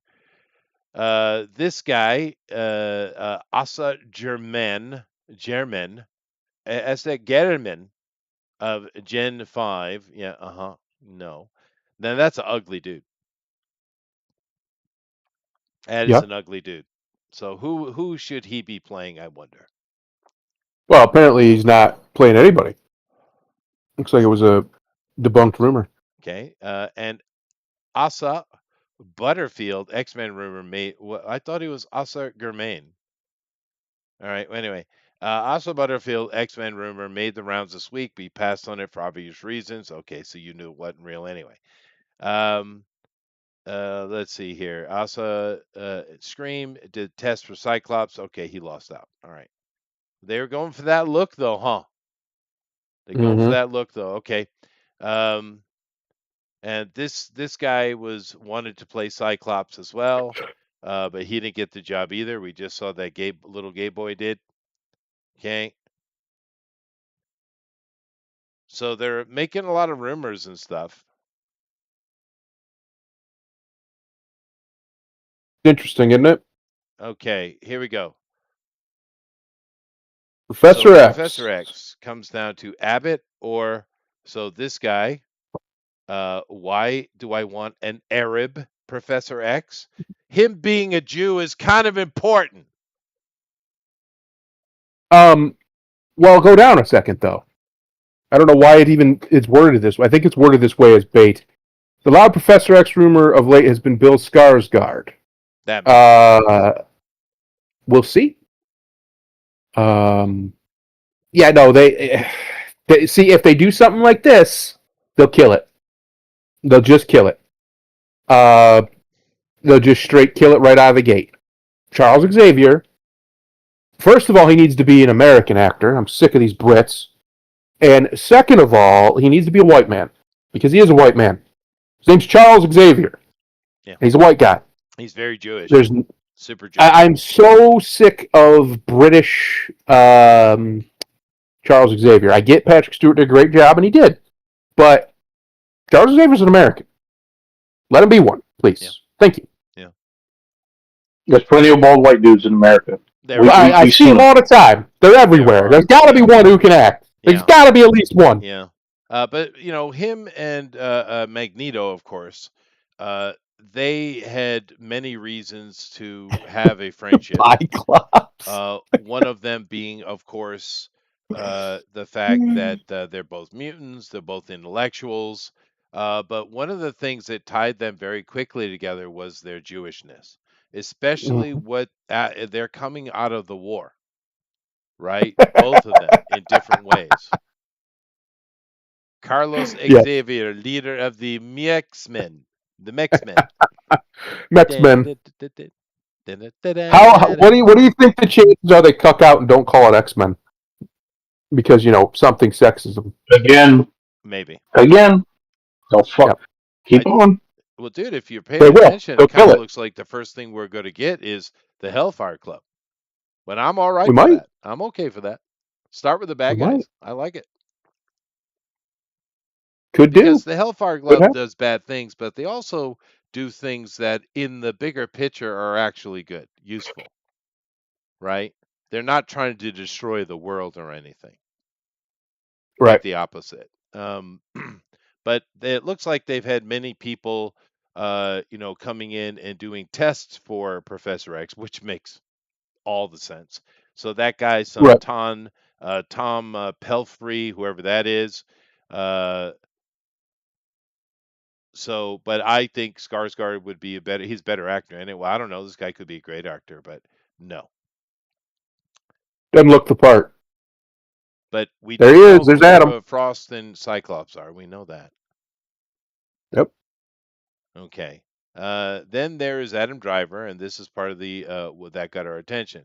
Quick history in the recent weeks. Driver was rumored as the reboot's villain, with the role claimed to be Magneto. 3 days later, the same rumor was walked back to Mr. Sinister. Driver has also been attached to Mr. Fantastic and even Doctor Doom. Nah, he wouldn't be a good Doctor Doom. But Sebastian Shaw, yeah, I like it. Magneto, no. Nope. You got to go get Woody Allen. I don't care how old he is. Go get him. That's a perfect Magneto. Not even close. Yeah, I know. The problem is you need a bear Jew, and they don't got a lot of those. Play So Magneto. Magneto's not a small guy. no, he's not. So he's either Magneto, Sinister, or Shaw. He's definitely what all this means Honestly, is just he's in it. get Fassbender back and just let him. He was fine. He was good as Magneto. He I'll take was. him back. Yeah, hell yeah. Why not?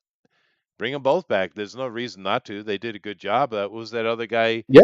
that played Xavier? He was Um. fine. Oh, yeah, McAvoy. Yep. McAvoy, yeah, he was fine. Keep them and just recast everything else. But he's so the information here. Adam Driver is definitely going to be in the X Men. He's definitely. Yep. And out of those three, Grimlock, Magneto, Sinister, or Shaw, which one do you want him to be? Shaw. Yeah, me too. Shaw. Easy. Easy. What do you think? Oh, yeah, Shaw for sure. Yeah, 100% It. Shaw. I think you're right. I think they're going Hellfire Club first I think they are. because last I heard, X Men isn't planned until like 2030. Yeah. The first X Men movie, so Yeah. you could throw a Hellfire Club for movie together first very easily, and then have that build to Charles. Charles doing something, maybe being a foil to something. I would like them to, if they're gonna, when they eventually bring in Xavier, which I'd imagine they plan on doing, since they're looking for somebody to play him. If he is almost antagonistic at first, not as a villain, just if they introduce the villains first, he needs to be their foil or one of their foils. I think that could be interesting. Sure. And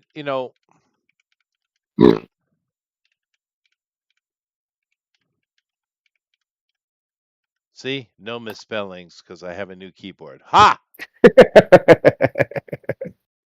All right. No, Hellfire So, Club's cool. yeah, let's see here. The Hellfire Club is a fictional society appearing in American comic books. Yeah, yeah, yeah. The Hellfire often comes into confrontation with the X-Men superhero, although the club appears to merely be an international social club for wealthy elites. Its clandestine inner circle seeks to influence world events and advance their agenda, which is a mutant agenda, right? That's right. And this, of course, all Claremont and all his stuff. And of course, they're heavily involved in the Dark Phoenix saga. And what Uh they huh. did to Jean was Wink, not wink, cool. Not cool. wink, wink, wink. Yeah, Chester, I think that's where we're yeah, going. I think it is. She might even So be the next big bad. Honestly, I mean, it's Dark Phoenix. She could be. So we'll see. yeah, but that's do again. Well, they never. They don't say again. They've never fucking done it. What are we talking? They're not really. Not even close to really. If they actually commit to it and give it a decade or more of build like they did Thanos, they could actually pull it off. But they're gonna have to commit to the damn thing and not try to throw it away in one movie where all of a sudden she's just Phoenix because she is. Like, no, do none of that shit. Build to it. Let's Yeah, see it. Let's see it. Let's see the whole. The Phoenix Saga is one of the best stories ever written. it is Period. good. And of course, it's important to keep in mind that the Hellfire Club is very, very essential to Yep. why the Phoenix Force chooses her, right? Yep. They kind of set that up. So it does look like they're going this way. Now I saw Oh, this that's these actually true. We do know that that's Gambit. Is Channing Tatum is going to be returning at least in the new Doomsday movie as Gambit. He's in the trailer, right. I so saw that. Yeah. yeah, Now, he's there. yeah, but we're dealing with alternate universes, so we might be getting a mix. However, Right. whatever the hell they did with Mystique ain't right. It ain't right. Yeah, looked a little rough, didn't It's it? very Woof. rough. It looks horrible. But of course, they're also talking about bringing Wagner Shaw in as well. Um, Yep. so this is coming out of D23, which I'm surprised that's still going on. Um, and that Asa Germain may actually still be involved, just not in the way they thought. So, all right. We It's will heating see. up, but all the information and the confirmation that we have, and we've seen, of course, Spider-Man being confirmation as well, is 100% Hellfire Club, dude. 100%. So clearly, that's Yep. what they're doing, and if they Uh, do it right, but the problem is, the Hellfire Club, what they do is not pure evil. There is purpose behind it. It's selfish, But then again, so is the Brotherhood of Magneto's Brotherhood. It is all Yeah. about mutants, right? Only Apocalypse, for the most part, is a pure evil mutant. Like, there's no Yeah, but good in it's just Apocalypse at because all. the ego, right, is I literally don't know. above. Sinister being a mad Well, but scientist. Sinister wasn't always that way. Right? He started off. He went down a very dark path, but by the end, yeah, he's pretty much evil too. But he's Apocalypse's bitch, so That's true. kind of Well, makes sense. he is a bitch. So Well, Mr. Sinister was much cooler back in the '80s on the Claremont, when they were just teasing him because he looked like this big badass evil, and then later Marvel got a hold of him and twinked the hell out of Sinister, dude. They ruined that character. Uh, Actually, he could have been something cool. are Were you you about to talking say about something, Greg? Karen Gilliam? Terry Gilliam doing a Sinister movie, that Karen would be, I'd Gilliam. watch that No, any day. I'm talking about Karen Gilliam basically making him gay. Oh well, yeah, no, that they gayed everybody up. Everybody's gay now. Yeah. And of course, I hope they lean into the Mystique thing because there's not a lot of characters in D&D canon who are gay because there's not a lot of gay people. But Marvel at least acknowledged it even since the beginning. They threw a few out there. But these days, everybody is gay. Everybody, you know. everybody gay. Ah, ah, ah. I'm going to be honest, just because I'm tired. I've been tired of it for the last 5 years. I'd rather they not. I agree. Give me a break. 2 years with the faggotry. Yeah, yeah. Let's have some debauchery with the Hellfire Club and have them break away from their debauchery and have a secret meeting about we have detected or bring they have some seer or some medium that they amongst them and they have detected an essence, an entity approaching the planet. And Well, they could do like that. They could do that. at the And end of the movie of Brand New Day, the post-credit scene, the end credit scene. This isn't really even a spoiler because it's already out there. Uh, Basically, there's this little app that was developed by one of the characters to track Spider-Man's movements where he's reported at. And for whatever reason, the app discovers Spider-Man out in the middle of space. And that's all it is. It's just a shot of that, basically. mhm. I don't know if that was just foreshadowing for Battle World or what, but that was very interesting, and nobody really understands what the hell they're doing.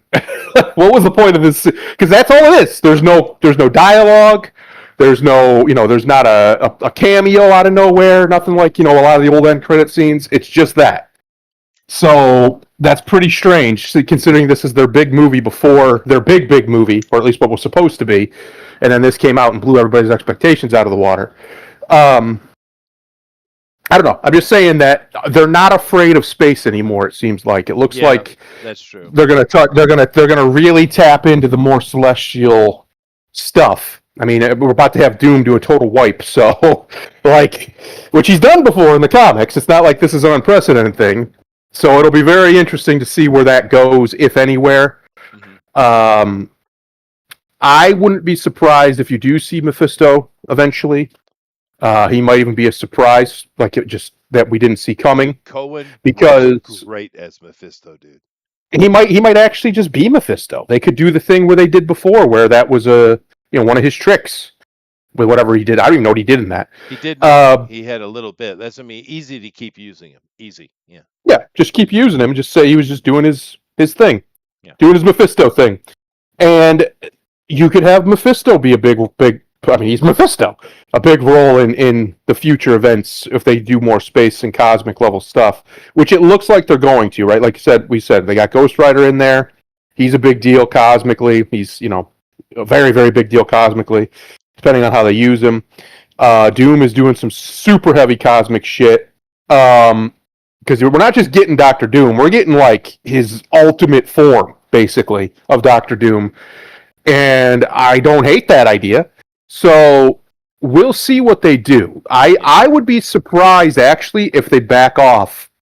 I think you're going to see them push really heavy into the more supernatural side entirely. and Why definitely into not? the mutants. They're obviously heading towards X-Men being the main centerpiece of the next however long, and I'm I think everybody's fine with that. sure. I'm surprised they took so long. One and two, I'm glad they did because the wokiness is dying a little bit.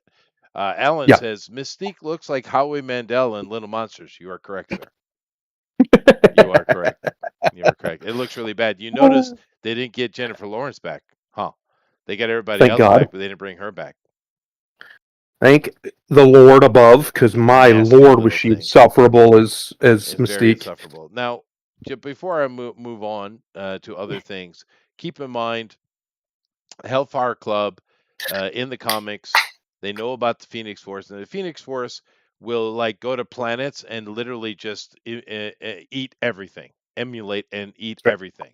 It's a cosmic threat, not unlike Galactus, right? Mm-hmm. And they see this.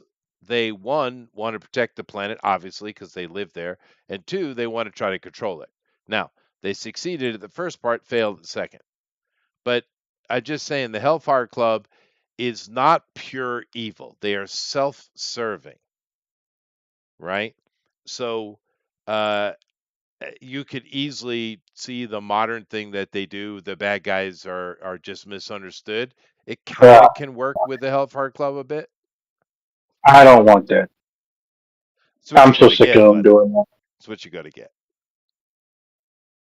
Then the movie will fail Maybe. because people are so sick. People are sick and tired of it. Oh, they're not. They just set that building on fire because it was misunderstood. Oh, yeah, fuck off. Alan says the only thing that's going to make the Hellfire Club cool is Wolverine coming back from the basement floor to save the X-Men in full rage mode. I don't think Disney is that cool. Now you're probably right. No, they ain't gonna do that soon. Yeah, yeah. But you could do a lot of fun with the Hellfire Club. So we'll see. But Adam Driver or Sebastian Shaw, I don't know. Can he clean up though? Does Adam clean up at all? I've never seen him clean shaven, his hair nice and tight, looking like a man, and put him in a suit. Can he do this? You throw millions of dollars at him. I think you can do just about anything. I'm not talking um, about what he's willing to do. I've seen him where he played a priest and he lost a bunch of weight. He's willing to do whatever is asked of him. That's not my question. I'm saying, can the creators do it? Can he be made into a dashing gentleman? let's see. Let's look him up. Okay, let me do so. All right, here. So Can he pull off dashing, Mister Driver? I don't. He does got a pretty ugly face. he's That's not ugly, helping. yeah. There's only one man who can be dashing, and that man, sir, is Cody Rhodes. Fair enough. Actually, Cody would look more like a Sebastian Shaw, really. Yeah, Yeah, here he is. No, he has an ugly dude. That's an ugly Jew, dude, man. it's that big ass nose. Like it's a whole It's got a, problem. That the nose. crooked jaw helps a little bit, right? Yep. Now you look Yep. like So an you're old saying lady he? here, dude. You look like an old So lady. you're saying he should have been Snape after all? But I will say this: Yeah. he is pretty jacked. That'll help make up for a lot of it for the old sex appeal. Women don't mind if men have an ugly face. That's just the truth. For some, I mean, you look at these rock stars out here who are getting more pussy than anything you've ever seen, and they look like an actual gremlin, like a ghoulish creature, but they still get it because Well, they're usually nice and thin and toned, but they can also play that music. Uh, yeah. Adam's kind of that guy. I know a lot of women like Adam Driver. A lot of women do. Really, He's it's one of those guys it's that bizarre. he just gets women's attention. I got my hand up. My hands up. Yep, My hands up. Yeah. Yes, I can personally attest to crazy ass chicks chasing bands and doing whatever the hell you want them to do. that's right. Yeah. Yep. hmm I mean, look at Gene Simmons. That's the ugliest man maybe to ever live, and he's been reportedly with thousands of women. So, Well, and I I don't know believe if it. it's that many, but he's been with hundreds, I'm sure. Yeah. Yeah. Regardless, a lot more than most men, and he's ghoulishly ugly. Ghoulishly ugly. Yeah. Oh yeah, yeah. No, I know. My hands up. I've seen it. Yeah, I've seen it. Personally, I've seen it even, and I'm just a saxophone player. Yeah, You know, just a saxophone player. Like, it's not one of the sexiest instruments there are. Yeah, just a you know, saxophone player. you know. It's like, I'm just the lead singer, you know? It's, you know. Yeah, I don't know. Women are weird, dude. Chicks are weird, dude. They you listen to them bitch and complain about feminism. Even the ones who aren't feminists will go on those little tirades from time to time, Yep. right? Hmm. Just women in general. But yet, if there's some hot dude, man, they close it off in half second.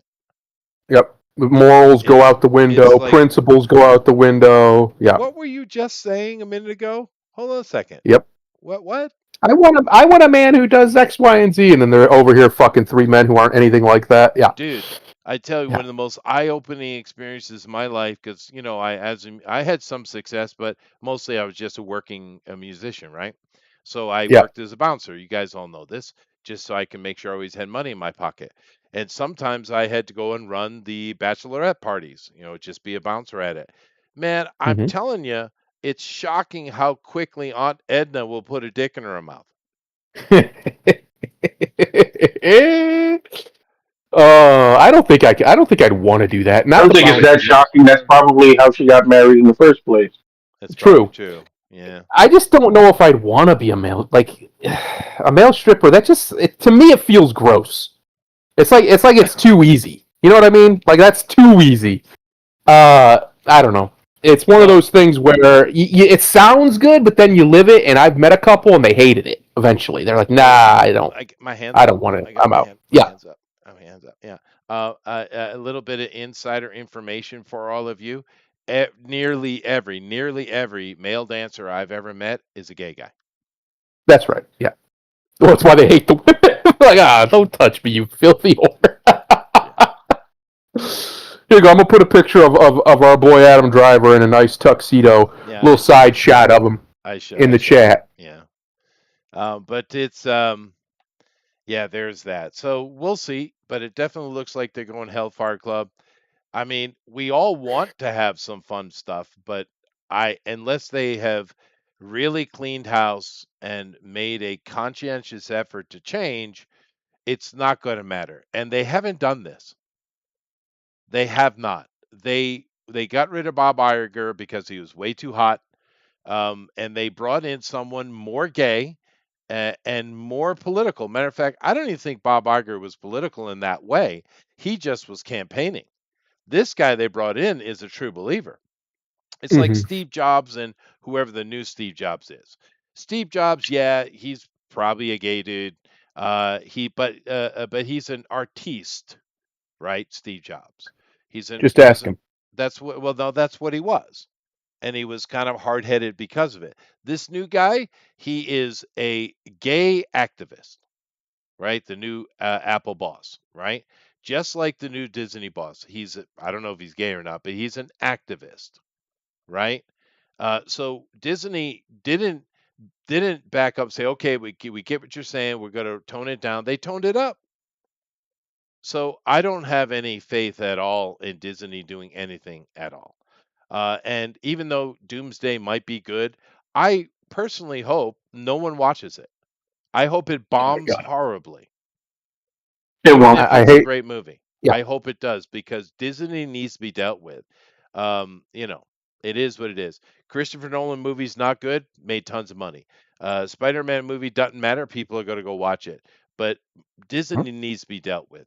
They need to be put in their place, The or we're not sad saving it. We're going to reality. lose it. The sad reality since uh, Comic Con is they do have a lot of momentum. It's been working. They do. Their marketing campaigns have been working. I mean, look at this movie as proof. Granted, again, I'll say it again. Spider-Man's over. You're not anymore, but you could be. Once you've been over, you can get over again. Uh, Potentially, if as long as you course correct. So I think they're going to course correct enough that it'll be okay. But I'm going to tell you right now, Chester. I know you're very skeptical. You're very very worried about it. Yeah, yeah. Woke's done. It's done. They're going to keep trying. They're going to keep doing their bullshit. I've always said they would because they're true believers. This is their religion. This is their cult. They're always going to keep trying.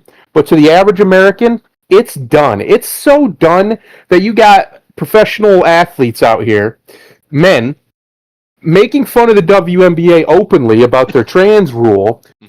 and saying that they're going to pledge themselves to the draft next year as a trans woman. Yeah, And if you say anything wrong about it, you're a bigot. that's And they right. can literally do They nothing should. except It'd be great. change their rules because what are they supposed to say? You're not trans? How do you know? Are you misgendering me? All of their bullshit is completely surface level. You're not allowed to look deeper. You're not allowed to have a criteria in their minds a criteria deeper. So if a big 6'7", 220 pound, whatever the hell these guys weigh, man decides he's going to play basketball in the WNBA as a woman, there's literally nothing they can do Well, to stop him right. except stop all of them. I hope That's the they only thing do they can it do. because at least it would be watchable It would be pretty funny. and it would But be it's also, you hilarious. see out here, one of the biggest stars in the WNBA, that's Sophie Cunningham, very pretty girl, big tall blonde girl, big Viking looking bitch, um, is openly anti-trans in women's sports, right? As Yeah. as a female She's pro a athlete. feminist. These you're seeing all over now. It's become more and more acceptable to say these sorts of things. It It's is. getting more, and it's going to keep going. People have acted like the pendulum stopped swinging to the right. Well, We haven't even come close to the end of that swing. You well, got 30 years at least before that happens. well, let's take a look at what you just said, Sophie Cunningham, right? They Mm-hmm. just had a game last night, night before in Florida, right? Yep. And Sophie made the thing she said, and a whole bunch of them came out in their trans support shirts. She's enemy number one. Whilst in Yep. the game, they literally beat her on court, literally beating on her, That's right. right? Yeah. So bad so that the Attorney General of Florida said, "I'm arresting you motherfuckers." Yep. That, I Good. mean, what?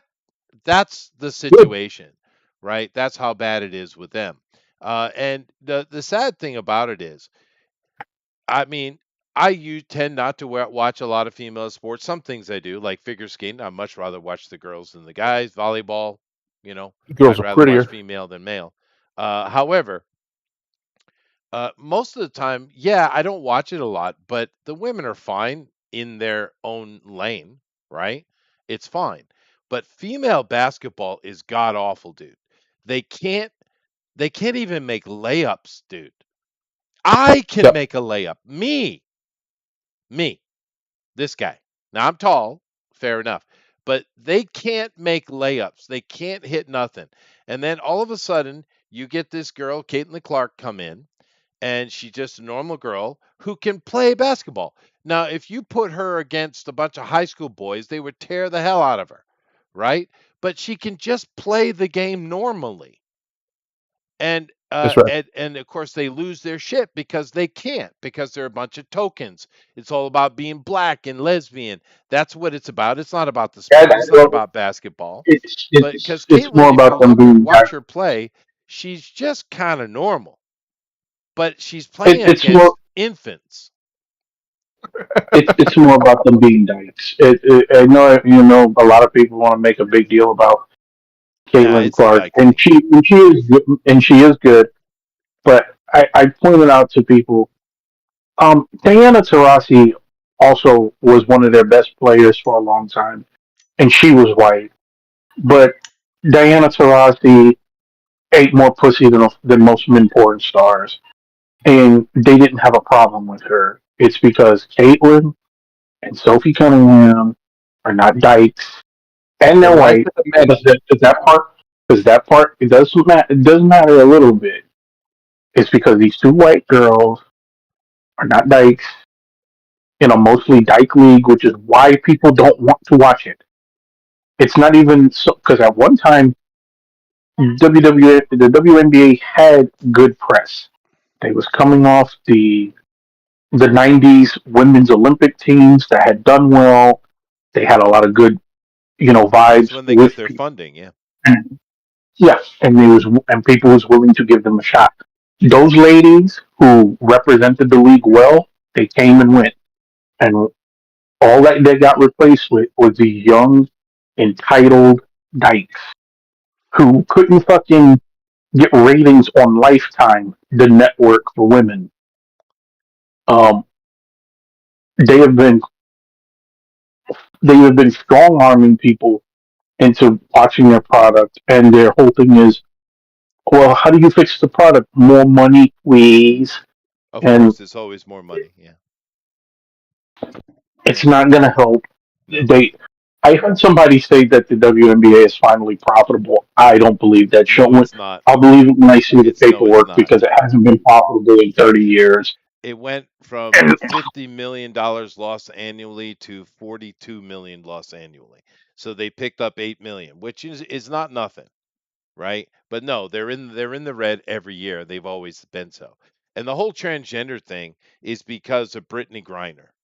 You know, the idiot that got arrested in Russia, and we actually gave an actual arms dealing war asset back to criminal, Russia for that one. That is a dude, and and he doesn't even not deny it, right? And there's probably two or three other. I don't really pay attention to it, but there's probably two or three transgenders in the league, and they don't want to have to force them out. Is the reason why they're doing this. And which I is hope funny because they was calling Brittany Griner a man when Brittany was back in Baylor. I remember back they But was calling her a the dude. Russians So, put him in the men's unit. I which mean, is why hilarious. would they do that? Because it's a Ah, man, right? I'm gonna be honest. it's, I'm gonna it's be got the honest. bits and the berries. I'll be honest. Russians are petty as fuck, and I appreciate that. They Well, are. no, it's a dude. Of course, they put him in the dude area. Russians don't play that game.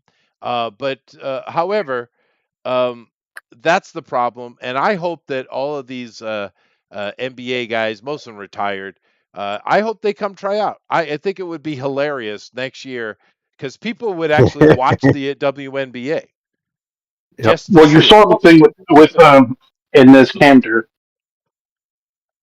who he declared, and for the record, Ines Cantor is 6'10" and 250 pounds. Um,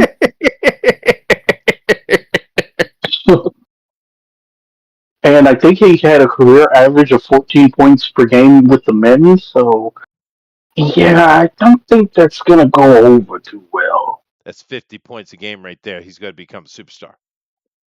I love it. It's going to be great. It's going to be great. Anyway, let's move away from this nonsense, and we'll see what they're doing with. I just don't have much faith. I didn't see a lot today that interests me, but let's see here. I did have this. Highlander star Christopher Lambert collapses at Steel City Con. Will return Sunday. This is not the first time That's he's not had good. health issues in the past few No, he's years. had a lot, He's actually. 69, but he's not doing good. He's always been blind as a bat. This guy can't Yep. hardly see nothing. Cannot see. Um, but you know what they do. I don't know if I think it's good or bad. I kind of probably think it's bad because he is on the circuit now, and he's probably been there a while. And it's because he's not doing any work, and they get paid to show up. He's going to con after con after con. It's almost like what they were doing with Stan Lee. Now he's not as old, but maybe his health is not too dissimilar. Um, but he's on the con tour, and he's getting paid to go to these things. So that's how he's making his money. And that I can be exhausting. We saw what happened with Stan, right? Um, so yeah, I just put this up here because my man The man, is not in a good place right now. It's unfortunate. the God of Um, Thunder. yeah, but I'm just saying, the fact that he does have health issues, which we don't know what they are, but clearly he does. His agent said it was low blood sugar, but this is not the first time this happened. And they're Mm, just trotting him around con to con to con. And of course, that's why he's exhausted because they're just dragging him all over the country during the convention season. right. Man, if you're not in good health, stay home, man. I know some people. I've seen people of old age. They go to those cons and they are just as spry and as energetic as anybody. But Man, put your health first. Sure, but it's just like I mean, the fans love you, but we love you even more if you stick around. yeah, yeah, yeah. But you know what I mean. They run 1 week during the summertime. There's just the constant movement to all these cons to make money. Elrod says, "Calm down. Christopher has confirmed he's fine. It was just the quickening.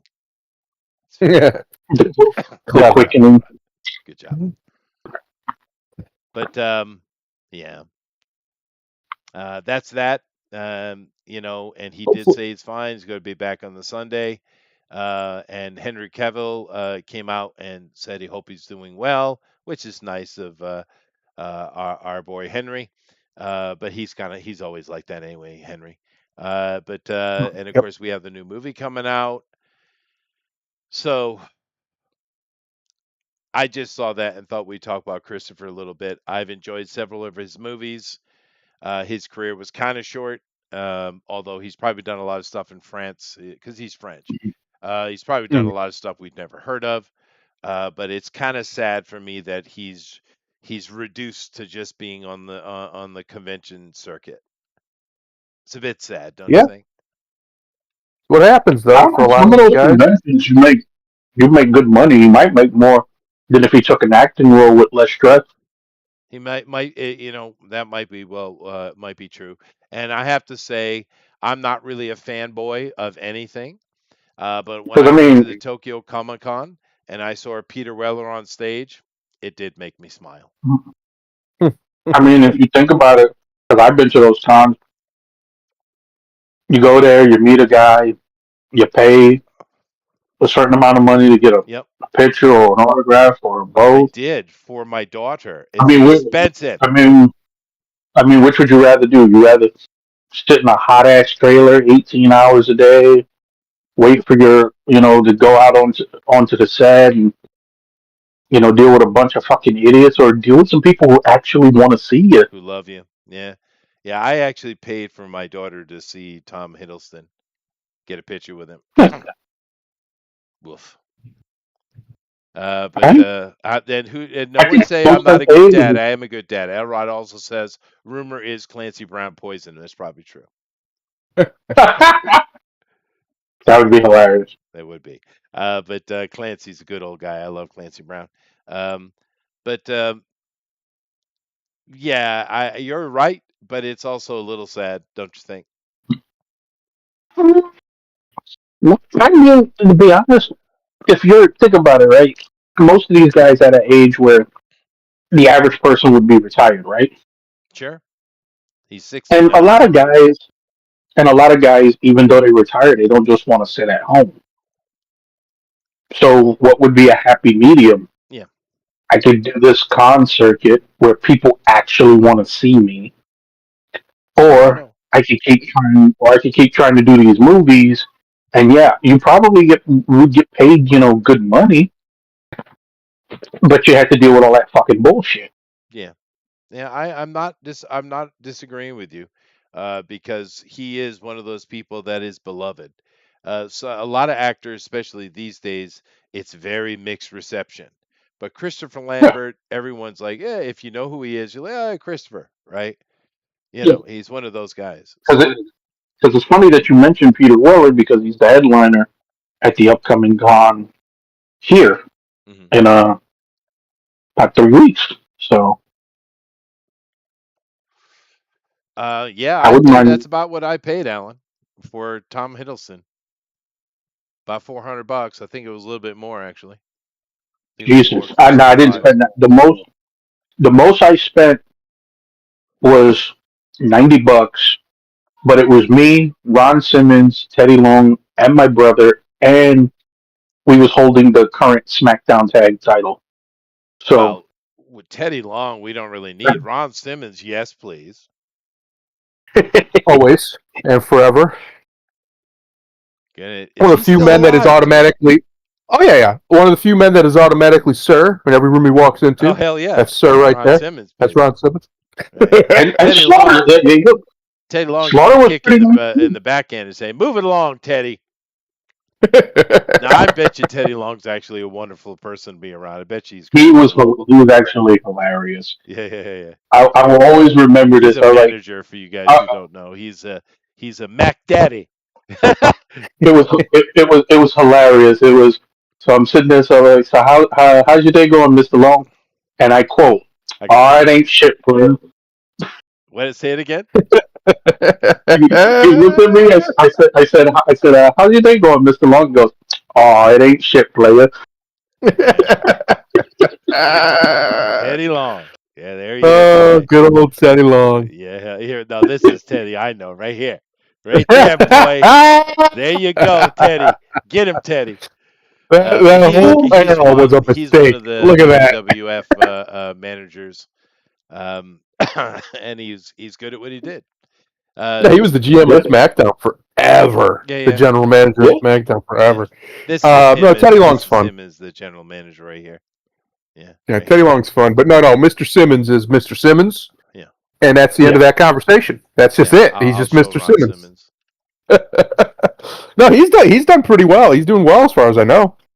Yeah, that is Old Ron. amazing how massive that man still is in person. Yeah, he's a big He's dude, just and a he's from big dude. way back Yeah. though, dude. That's why Aft's still alive. He's way back. Like That's a big not boy just though.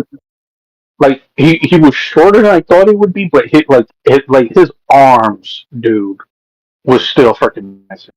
Yeah. Yeah, though they're not as tall. Well, I'm tall, I guess, but they're not as tall as you would imagine because I've been to wrestling and them walk right past me. But that's probably just I mean, my Slaughter was perception. fairly tall. Yeah, but I'm tall, so Sarge. The old Sarge. No, Ron is one of those guys who everybody respects, or they respect him very quickly. If you ever hear any of the stories, anybody who decided to be disrespectful to Ron oh, you Simmons, don't want a that was receipt a from Ron Simmons. You don't want that one. was a mistake. Oh yeah, there's a video going around of somebody at some con, and they was trying to hit him with the African American thing, and he said, "No, brother, it's black. My parents fought to be known as black.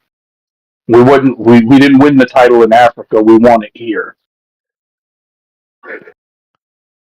Wow. Well, and he's really good friends with, like, super pro American guys like Taker and uh, JBL.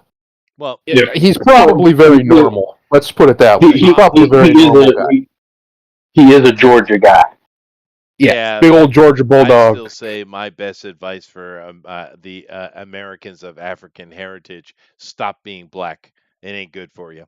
Elrod says, I met Teddy Long, and he was so happy that I knew he used to be a ref in WCW, and then he talked our ears off for an hour about where to eat in DC. That's good information right there, buddy. Right there. No, dude, because I've Oh, been to DC. I lived in DC for a little while because I was working a summer at the Smithsonian, right? yep. And so I know DC, and that place, it's hard to find good food around there, dude. It's not like New York. New York, you got to pay a lot in New York, but you can find good food any corner. Go around one corner, great food. New York is like that. DC is not. It is not. So knowing where to go and eat in DC is a valuable bit of information. It's like Boston. You'd think Boston would have great food. It does not. It doesn't. It's not like Nashville or even Atlanta. But the problem with Atlanta is if you're a white boy, you can't eat anywhere because they look at you. What you doing in my place, white boy? You get a lot of that. I don't know. They got plenty of Cracker Barrels in Atlanta. Shut up. I I don't want I'm Cracker not Barrel. big. I want Aunt Petunia's ribs and collard greens. That's what I want. They've been fucking up Cracker Well, Barrel. Last couple times I've been there. They have. you're a kaiju. See, that's the thing. You get two. You're a big kaiju ass walking to Aunt Petunia's. You get two pieces of cornbread. Damn right.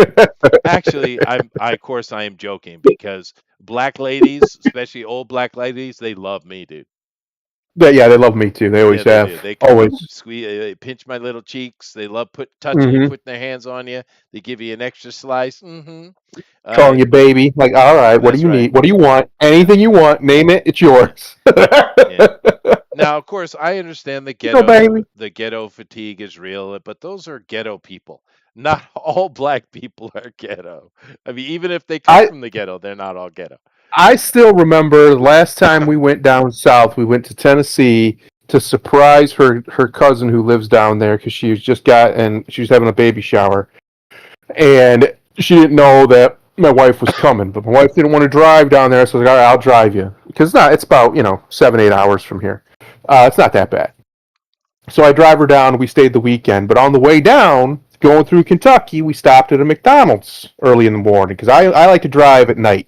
If I'm going to drive long distance, I go all night. I don't do this daytime driving. Fuck all that. Drive at night. The roads are empty. The cops, as long as you're not doing anything crazy, they leave you alone. Um, and it's just much Why better. But anyway, why are you going to McDonald breakfast when you got a Hardee's as a choice? What are you doing? because McDonald's is way better. McDonald's breakfast is the best food you can buy for under $50 in the country.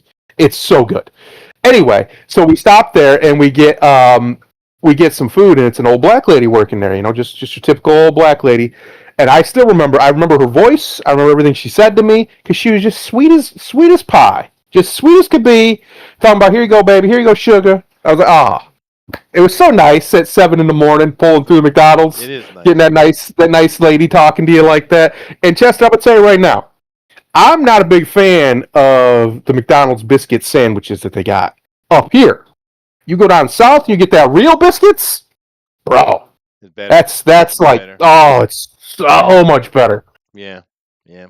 No, I mean a nice black lady is always a fun thing to interact with. I actually have a Yep. lady here, not a black lady, a Japanese lady, of course. But I'm a man of habits, which is Mm. why I should never be a politician because I'd be poisoned in a fortnight.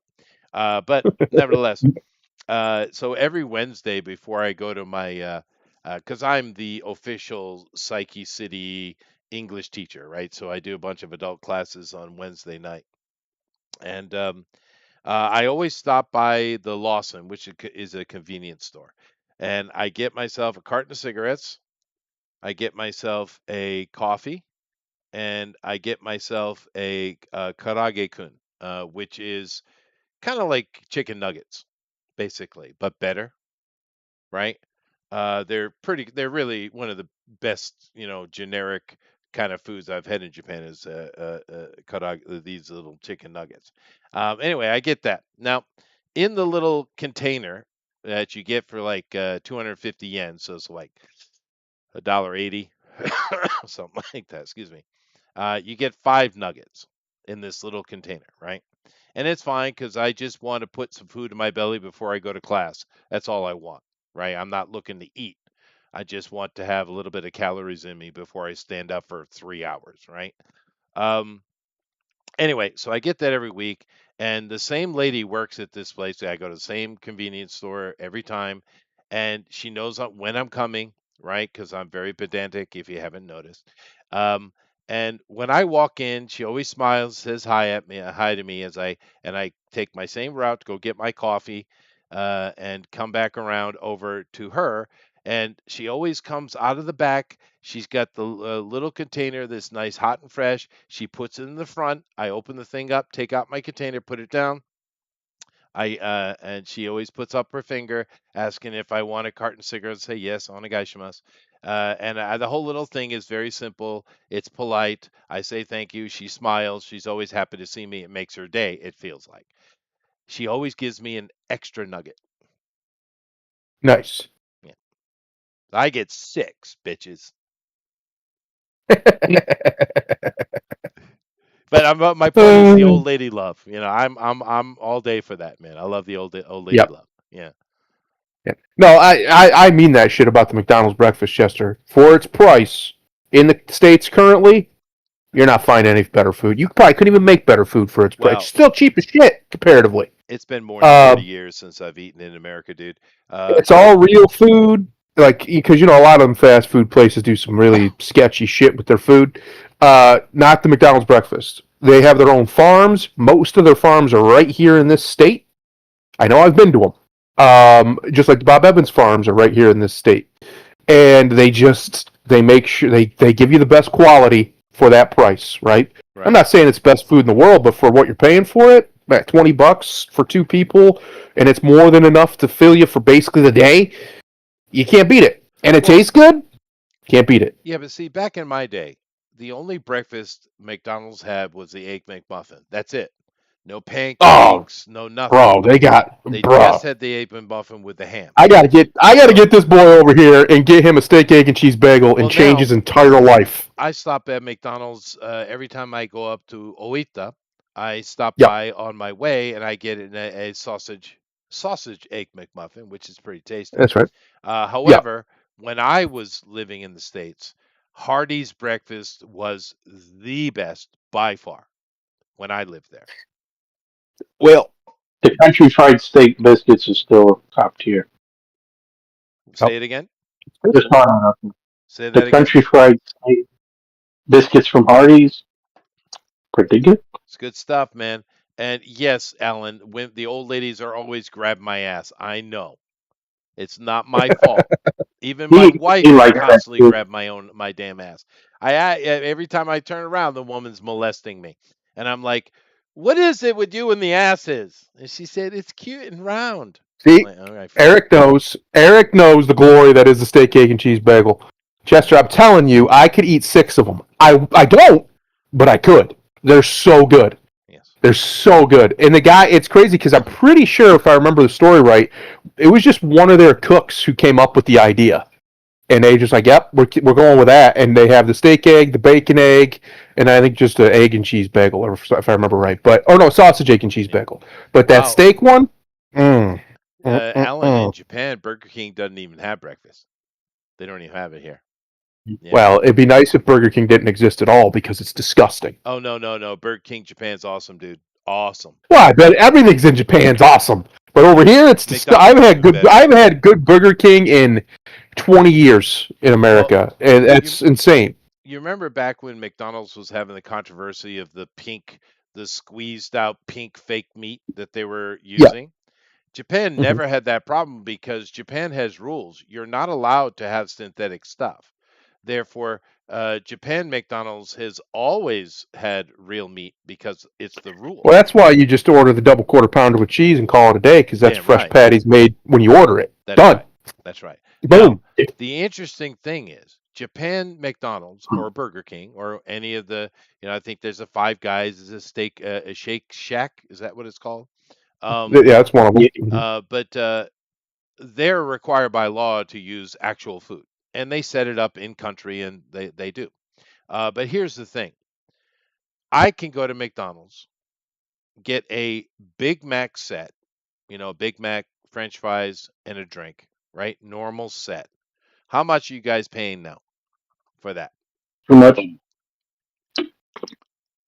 I'm For a paying Big Mac, $5. oh, it's way more than that here. Way more than that here.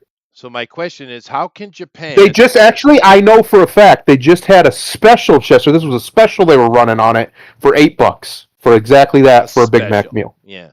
Yeah, that So, was the special price. but how can Japan do this when they have rules that you're not allowed to use anything synthetic? It has to be real food, which, like I said, they produce here. But Hmm. how can they do that and still have my prices at McDonald's hadn't changed in 30 years? See, that's the great Yeah, thing about Japan.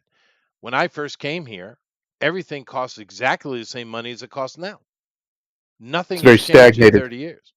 And Mhm. the Japanese bitch about that. I'm like, dude, what are you talking about? This is awesome. Yeah, I wish we had Bit 30-year ago prices. Holy shit. Yeah. We have no inflation. It's wonderful. Well, we Now they're won it, starting but to we feel have, it because you know, Trump's been on a full court press for a year and a half, and the American economy was actually starting to flex itself, and yep. the Japanese economy outside, because we have an internal economy, but the outside economy was starting to suffer. And of course, there's a general rule. I don't know if you guys know this about economics. And, true economists hate this because they're purists and they're idiots. And when you see them, slap them in the face twice, maybe three times. But Yep. what they don't understand is in order to keep a free market, can you hear the air quotes? Okay. Hmm. Um, Yes. Hmm. in order to keep a free market operating properly in the age we live in, you need everything in the world that has any kind of market, any trade power at all, to be within 30% of the world currency standard. And of course, Hmm. as we speak, the American dollar is the world currency standard, right? It didn't used to be. It used to be back in the 70s or 60s. It was the sterling, but it changed. But right now, it's the American one. So you need everything to be within 30%. That's above and below. And when things that are, true market powers like Japan or even China, when they start falling off of that, you need to adjust it, right? We need to stay within that, or you'll have rollaway economy stuff that could cause everybody to suffer, right? Now, in China, it's easy because China just simply fakes the numbers. And then everyone acts like they didn't do that, right? Everyone wins. That's Right. right. Yeah. The Japanese won't go that far. So you need to do something a little bit more legitimate. And with Donald Trump the other day coming out and said, "All right, everybody go buy yen, and that includes you too, China. Get over there." And what happened? The yen instantly fell right back where it was supposed to be. And then you get all these economists bitching, "That's you're manipulating the market." Yeah, no shit, dude.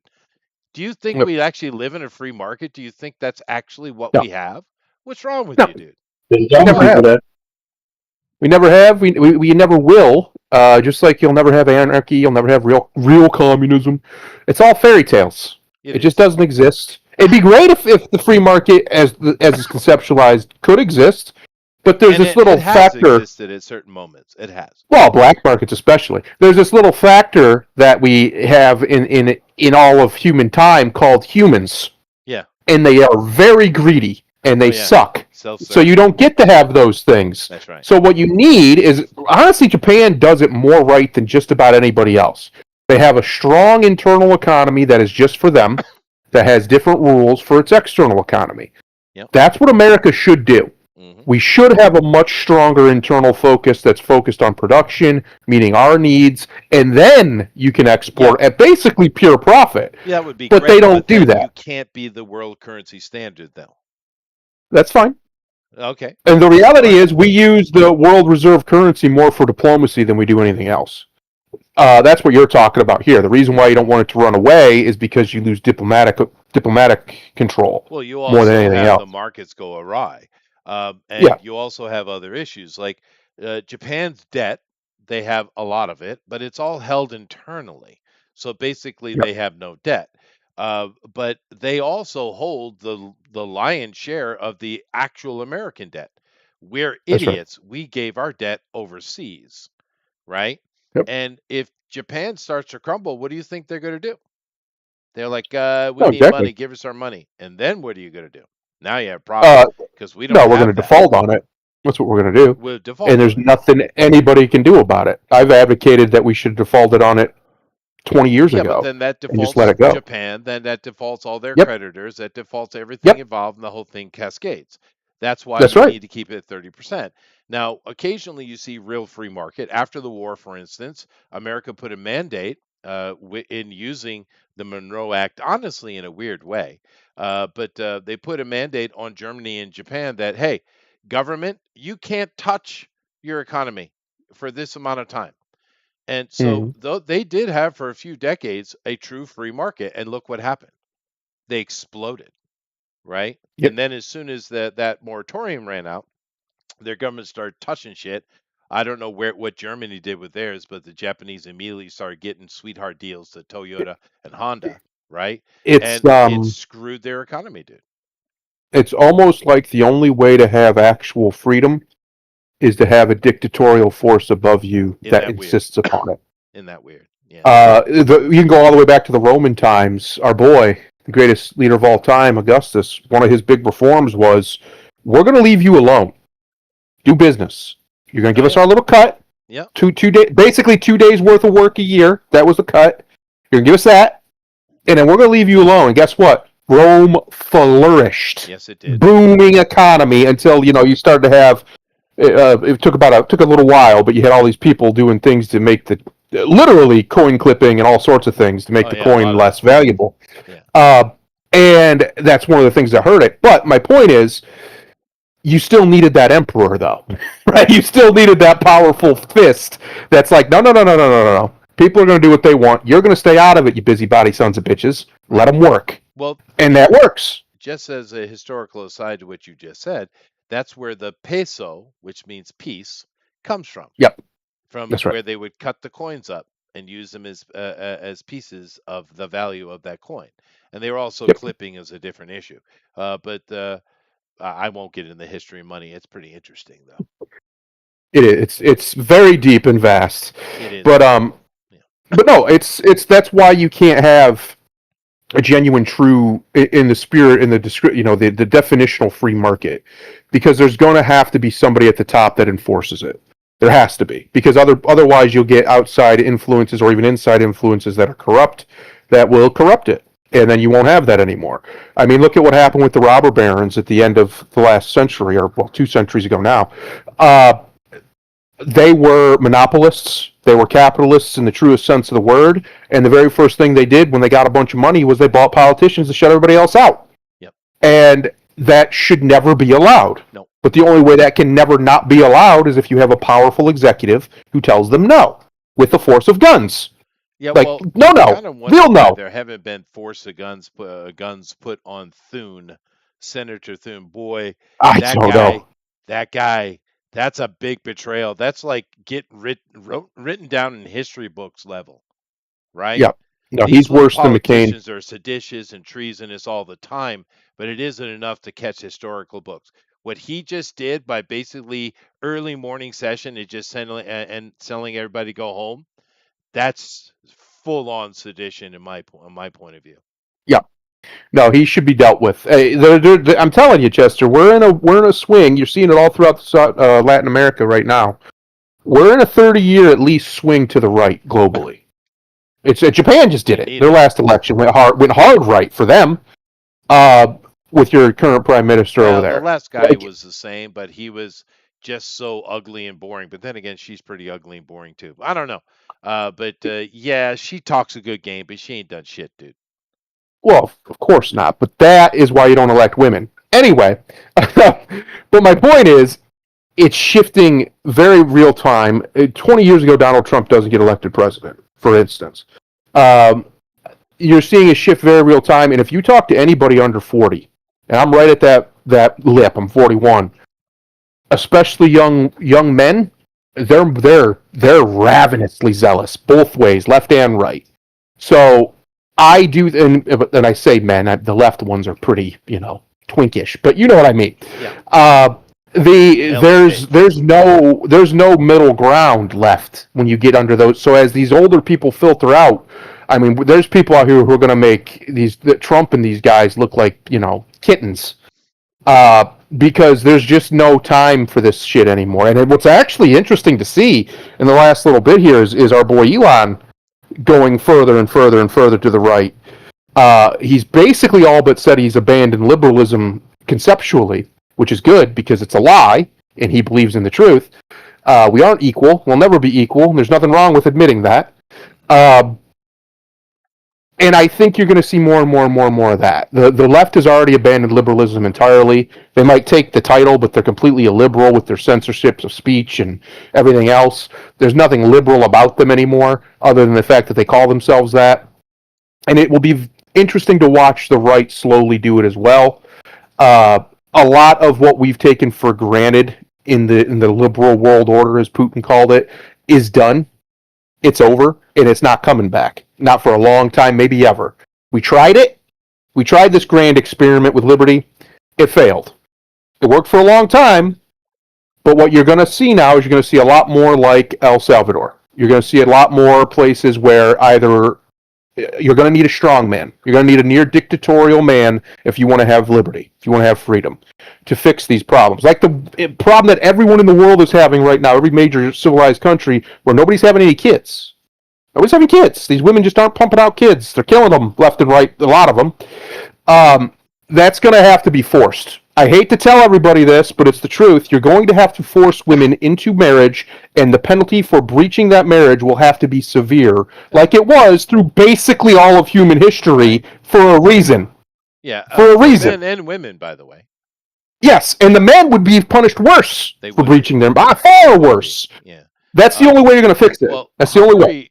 Hungary is the only country on the planet that actually has a growing population. It's just Hungary, That's right. them alone. That's right. That includes China, that includes India, that includes all Central South America, Africa. Only one country on the planet actually is having population growth naturally, I mean, Surplusing. through children, and that's Hungary. Yep. And therefore, maybe we should take a look at what they're doing. Yep. You know. And one of the other things in Hungary is it's very, very, very socially unacceptable to get divorced still.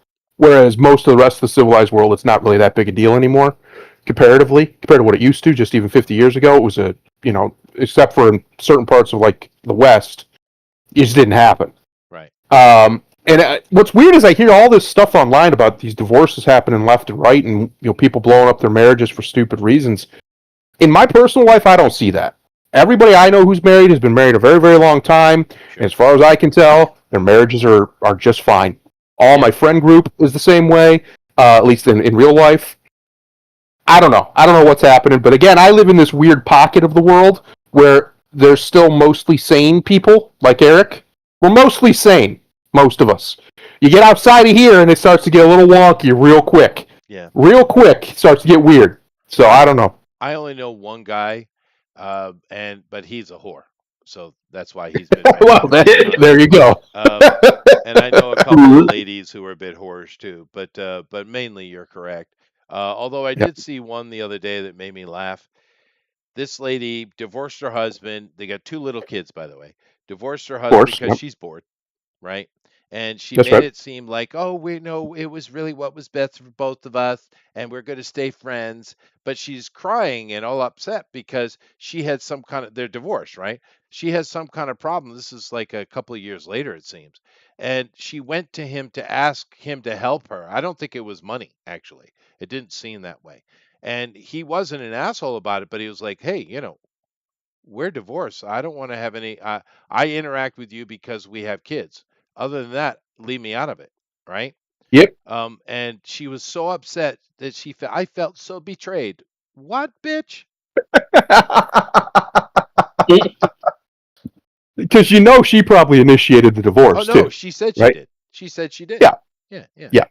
yeah. But he's the bad guy for not wanting anything. Listen, you wanted out. You're out. See ya. You're out. Bye. Bye. Good. You got what you Bye. wanted. Take care. Brush your Yeah, hair. you didn't Get out give of a here. shit about your kids because she acted like she was caring about her kids. Then in no way is you divorcing your husband good for your kids in any way. There is no positive spin for that. Yes. Yeah. Unless he's genuinely abusive, like actually, no, there's no benefit to it at all. No, of course not. Anyway, let's move on to this. This is funny. Why Man of Tomorrow keeps adding cameos. They're the contracts Paramount never sees.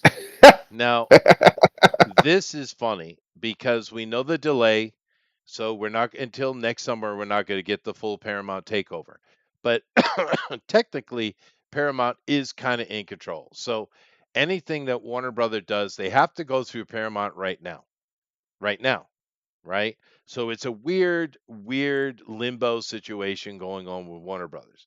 Now it looks like because Gunn is moving at absolute light speed to get as much in as he can. So it looks like we will be getting the Man of Tomorrow or Superman 2, right? But they are packing it full of cameos. Now, in this article, a few people had said that, oh, well, it's just because he wants to get as many of his friends, not his friends, excuse me, he wanted to get as much fan service as he possibly could, right? Now, we know that's not true because James Gunn could give one shit about the fans. what James Gunn is doing, because they said that the headline is wrong here from McLoin. The contracts that Paramount never sees. They see them, but they have no control over those kind of those miniature one-shot contracts. They have no control of that yet. They just Right. have the big control, right? And so what actually he's doing is he's turning Man of Tomorrow into a salary film. And he's going to get all his buddies in Hollywood paid. One last payout before Paramount takes over Skydance. That's what the fucker is doing. So, He's a real man of tomorrow, ain't he? Piece of yeah, shit. yeah, no, he is. But keep in mind, that's what we're going to get with The Man of Tomorrow. It's going to be a salary film. It's going to make no sense whatsoever. And James Gunn is not going to give one shit whether you like it or not. Now, which is kind of too bad for this girl because she might be a good Wonder Woman. Actually, she's got the right look for it. Um, but that's what you're getting. You're getting, and it sounds Yep. like he is pouring it on, dude. There are tons of cameos going to be in this movie. It's basically going to be a cameo movie. So unfortunately, because of their nonsense, we're not going to get uh, we're not going to get an actual Superman movie. We're going to get just more Hollywood nonsense. However, here's a AI projection of this girl in the Wonder Woman outfit. I'm okay with this girl. What's her name again? I don't know if she can act at all. What's this girl's name? Arjona. Yeah, Adria Arjona. But she got the look, man. What do you think, Grimlock, about this girl here? I don't have a problem with it. She looks more Mediterranean than Gal. people in the auto. Yeah, no, I think she looks more Wonder Woman than Gal Gadot did. She's got a better physique on her. She's got a better skin tone for sure, because Diana is a Greek goddess. I mean, she's a She Mediterranean should be girl. strong. She looks fit. Look at her. She got some build on her, dude. Yeah. That should be all right, I think. If it's not going to go anywhere because well, you never know. Maybe he has information we don't have. Maybe he's talked to the guys coming in and he's maybe worked out a deal with them. It's very possible. I But they don't put a know. lot of work into it. Dude, they have been pretty clear about not wanting to work with James Gunn. The question will be: is it going to be Mr. Snyder that they want to work with? Because if it is, then we haven't gained anything. We Well, just we just traded one shit sandwich for another. as far as Zack Schneider is concerned, he's the new guy coming in. As far as he's Well, concerned, yes, but he doesn't make that call. It'll be whoever they put in charge of Warner Brothers and DC in general who makes that call. we'll see. That's really the question because we know that James Gunn's on the chopping block now. He has wiggled out of chopping blocks before, so he might. We know he's on the chopping block. Now he knows how We to obviously game the know. system, doesn't he? Yeah, we obviously know old Zaslav did his job. The axe came in and axed, Yeah, did his he did. job. He made his money. He's gone. Well, he So the made the question money. will be, Good for him. yeah, the question will be is who is next? Who's actually going to end up being the CEO, the creative director, all these things? Right. And They're it's the not they're the just really DC. important There's a lot question. more, right? Right. All Warner Brothers. That's the really important question because that'll decide which way it goes. The Paramount deal is run by Ellison and his cronies. They're much more right wing than they were than the people who had it before. They're still pretty much leftists, though, if we're being honest. But I don't think you're going to get a lot of woke bullshit out of them. Maybe we'll see, but No, I don't I think don't think so. you'll get So it'll much. really just depend on who gets the reins next. And I haven't heard hide or hair of who they're intending to. And that'll be the big deal. That'll be the It big, will be because we haven't the had big reveal here. information. You're right. Well, the thing with Ellison, or the Ellisons, really, is Yeah. obviously they're going to be the face of management because, well, they have experience doing that, a lot of experience. But keep in mind, it's not just Ellison. It's Kushner, Jared Kushner, all by his little lonesome, and the Saudi princes. So Yep. the Ellison doesn't have final say. I don't even know in that relationship how much say he has.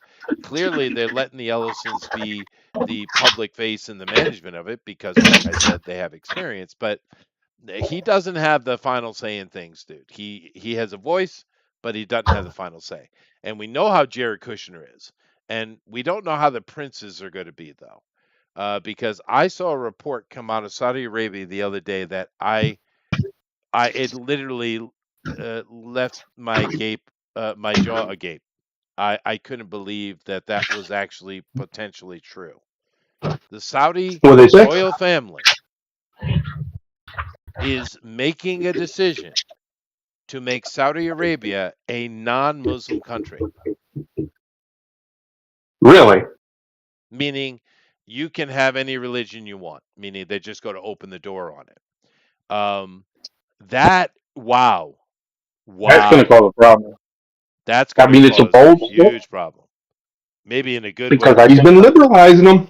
He has. Well, I mean, I'm not saying on as a that I think they still have a ton of fundamentalists there who are not going to let that go. No. Yeah. That would be my concern because last week we was watching. Was it last week or the week before? I think it was last week. We was watching SummerSlam, and I'd mentioned to Thundaro. I thought it was so weird and funny to see a tourism commercial for Saudi Arabia. Mm-hmm. That's what they're doing though. Because think about it, you nobody has ever said that in the history of in my lifetime. Like you want to go on a vacation? Oh yeah, I heard Saudi Arabia looks wonderful this time of year. Right. Well, you do have to keep in mind that even though there excuse me, are other types of Muslims, mostly what you Yeah. have is are the Sunnis, right? Mm-hmm. The Sunnis make up 85% of the world's Muslim population. Second being Shia, which is only 15%. Then you have Wahhabists, which are actually the Saudi Muslims, right? The ones in Saudi Arabia are Wahhabi, but they're like royal family type Muslims, right? You have Kurds, I mean, et cetera, et cetera. But basically, 85% of the world's Muslims are Sunni. And there has been trouble with Sunnis without question. But most of our trouble we have outside This of year. the Islam countries are the Shia. And the Shia are getting their head kicked in right now, right? As usual. But it kind of makes a little sense because the Sunnis have been becoming more and more modernized for quite a while.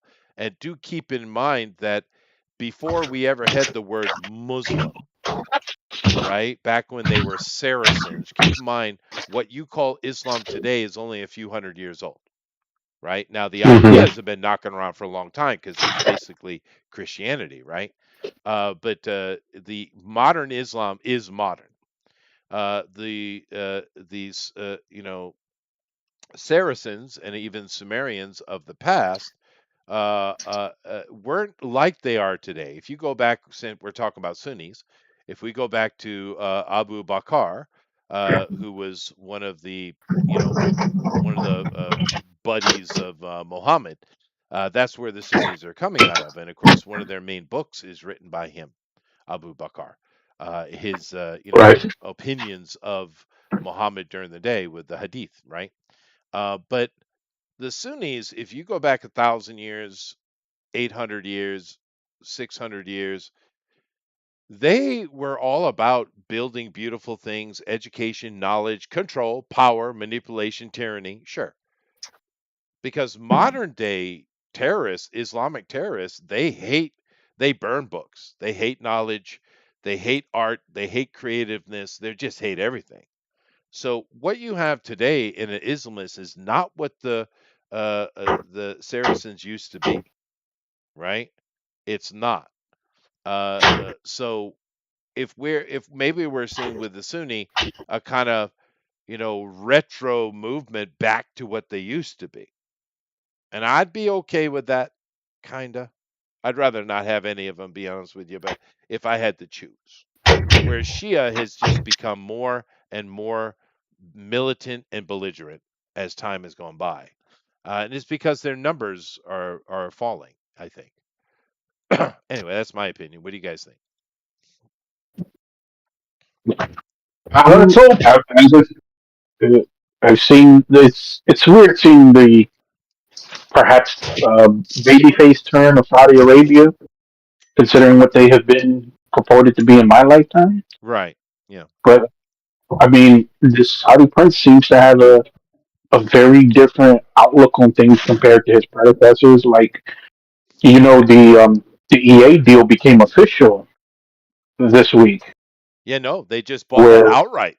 Why didn't they? And yeah, keep in mind, the amount of money they spent for EA was not too dissimilar to Warner Brothers. So I'm like, why did you go through all that bullshit with Warner? I guess because of the monopoly thing with Paramount. Oh, okay, never mind. I answered my own question. But yeah, they did that. and not only that, they took them off the stock market day Yeah, one, I love that. What a move. Buy it, take it off the stock market. Fuck all y'all. I love it. which which I think is the best thing that happened because EA going public was the worst thing that going public in my lifetime has been the worst thing that happened to any company, anything that I've liked. So Yeah, but it's it's even gonna be go ahead. it's gonna be so weird to see that of all things that turns EA around is it being bought out by the Saudis and Yeah. taken off the market. And they bought it straight out, by the way. Took it off the market, and it gets funnier. Not only did they do that, they turned around and immediately put BioWare up for sale. Oh my God, it's Yeah, hilarious. That's what yeah, they got to do. They got to yeah, well, piecemeal it. They got to keep the FIFA sports stuff and keep the monetization going. You know they will. They got to sell it all off, and they got to make a huge profit on the thing, and just break it off. And hopefully, the people who step up and buy those little pieces, like say Bioware, are people who love it. Now, there's chances we'll see idiots buy these things, but if they do, it's dead, dead. But that's what they're doing, and they might just do a lot of this because it's profitable. Buy it, break it down, keep the pieces you want, make your money back from sale, go for it. Because Saudi Arabia is trying to create an entertainment hub in their country. Now, that's why you saw an advertisement for it, Thundera. But the thing with it is yeah. does everyone raise your hand if you want to get on an airplane, fly way too many hours to a frickin' desert. Put your hands up, everybody. Who wants to do that? Anybody? Anybody? nobody. Nobody. Now, I probably spend more time in the air than anybody I, I, here. guar- I, I guarantee you they'll have a way to do it. All they have to do is do a commercial with some fine looking women and just say Saudi Arabia, no fat bitches here. Hmm. Niggas will be on the first flight out. Well, to be fair, Saudi Arabia is a closer fly from me than going to Malta, right? Yeah. And usually I have to fly into Europe and then come to Malta, right? I have to do a stop in France usually, right? Sometimes Germany, uh, because they don't have direct flights that way. But whatever. Uh, but still, who the hell wants to go to a desert? I mean, honestly. I mean, yeah. I mean, like I said, it was that. Like I said, nobody has ever said that in my lifetime. That's why when I saw that commercial, I'm like, that's so so weird. I do have some friends, But, excuse me, in the shipping industry. And of course, Saudi Arabia, a lot of ships going in and out of there, right? And they've been to is it no, Dubai is UAE, right? What's it? Riyadh in Saudi Arabia. yeah. They've been in those Yep. cities over there many, many times for negotiations because with this kind of work I'm doing now, basically what you're doing is buying like many ships at the same time, either old ships or new ships that are being it's just construction contracts, and you're flipping it, you're buying it, putting it in use, selling it at reduced cost, flipping it, and that's how they're making the money. I know it sounds weird, but It's not about shipping; it's about flipping it and making money, and it works. They make billions of dollars, right? These companies. But I've had a bunch of my friends that, and I'm going to probably end up going to these cities I've never been to too. But they've been to those places many times, and they it's god awful. They hate it every time they have to go there because it's hot as hell. They're the Arabic in the UAE or in Saudi Arabia, they're a much more relaxed, but they're still Muslims, right? Yeah. And there's just so much restriction, and they're horrible negotiators. I mean, I know you guys don't know this, but in the world, the worst people that you have to if you have to negotiate with, the absolute worst are the Greeks, the Turks, and the Arabs. They are god awful. I'll deal with the Chinese Yeah. any day, and they suck. Mm. But Greeks, Turks, and Arabs, you do not want to have to deal with them because they're, oh my God, they're so annoying because they're so full of themselves. They're so full of themselves. And they have to go deal with that shit all the time. Luckily, with ESA buying out most of the Greek stuff because the Greeks screwed up and let way too many migrants come through that country, they've ruined that country. And you got basically the Chinese, in this case, Singaporean Chinese, buying them out. So now you have Chinese in charge. It's a lot easier to deal with than the Greeks. Greeks are god awful to deal with if you're trying to negotiate something. But the Arabs, which I have no experience with, they do. I don't. I've dealt with Greeks. I dealt with Turks. But I have don't have much understanding of Arabs. My friends have dealt with them, and it's a pain in the ass. They hate going because they have to go put a smile on their face and do the normal, dance. But and that's their experience, and they're being schmoozed while they're there. Keep that in mind. They're not paying for Mm. those rooms. They're not paying for that food. They are guests of Saudi Arabia or UAE or Oman. They are guests, right? And they have that opinion. They told me you're gonna have to go. You're gonna hate it though. Like great. Anyway, That's your Arab that's story, that's huh? my 2 cents worth. Yeah. Oh, yeah, it's interesting. It will be interesting to see what comes of that, if anything, Well, I just because can't they're really imagine. trying. They're spending crazy money. They are, but I can't imagine tons of people flying into the Middle East to spend their hard-earned money in a place that is hot, uncomfortable. They can't control the sand, obviously, and Muslims are Well, Muslims, and I don't even blame them for Chester, that. I will have to remind you the idiocy of modern Americans. We had a gay cruise Yeah, try to dock in and be Turkey. shocked that the Turks wouldn't let them in. Yeah, no shit. A Muslim country wouldn't let So, you in, being a bunch of homosexuals. Shocking. And they were surprised by this, just Yeah. so we're clear. They were stunned. They were amazed. They said, "How could they be this way?" no, and the follow up was they decided to go to an even more Muslim country in Egypt and be shocked. Oh, well, the Egyptians kicked their ass though. The difference is in Turkey, they just like, no, turn around, bye bye. There was no violence. They got out, they actually were able to get off the ship, and some other activists as well, because that wasn't just we're gay. It's a supporting Gaza is what they were doing. It's a gay Gaza thing, right? And Yeah. they Hmm. couldn't Turkey pushed them back. They ended up going down to Egypt. Some of them did. They got off in Egypt, and what they wanted to do was walk across into Gaza, right? And I personally would have let him go because that would have been funny. However, the Egyptians are so pissed off, all these gay people getting off a boat and then supporting Hamas, who they hate, right? They hate fucking terrorists. The Egyptians, they're Muslim, but they cannot stand freaking terrorists. You don't understand how much pain in the ass those terrorist groups are for the Egyptian government. They hate that Well, because shit. the Egyptians are trying to have a civilization. Well, I say trying, but they're trying, Well, right? They're putting their effort for it. they are. They have a dictator, which you can't really get there, but that is right. They're trying to be civilized and live a normal Yeah. life. But those Egyptian people just on the street just kicked the shit out of them, and they're crying Yep. and whining. We're here to help you. You don't even know who we are.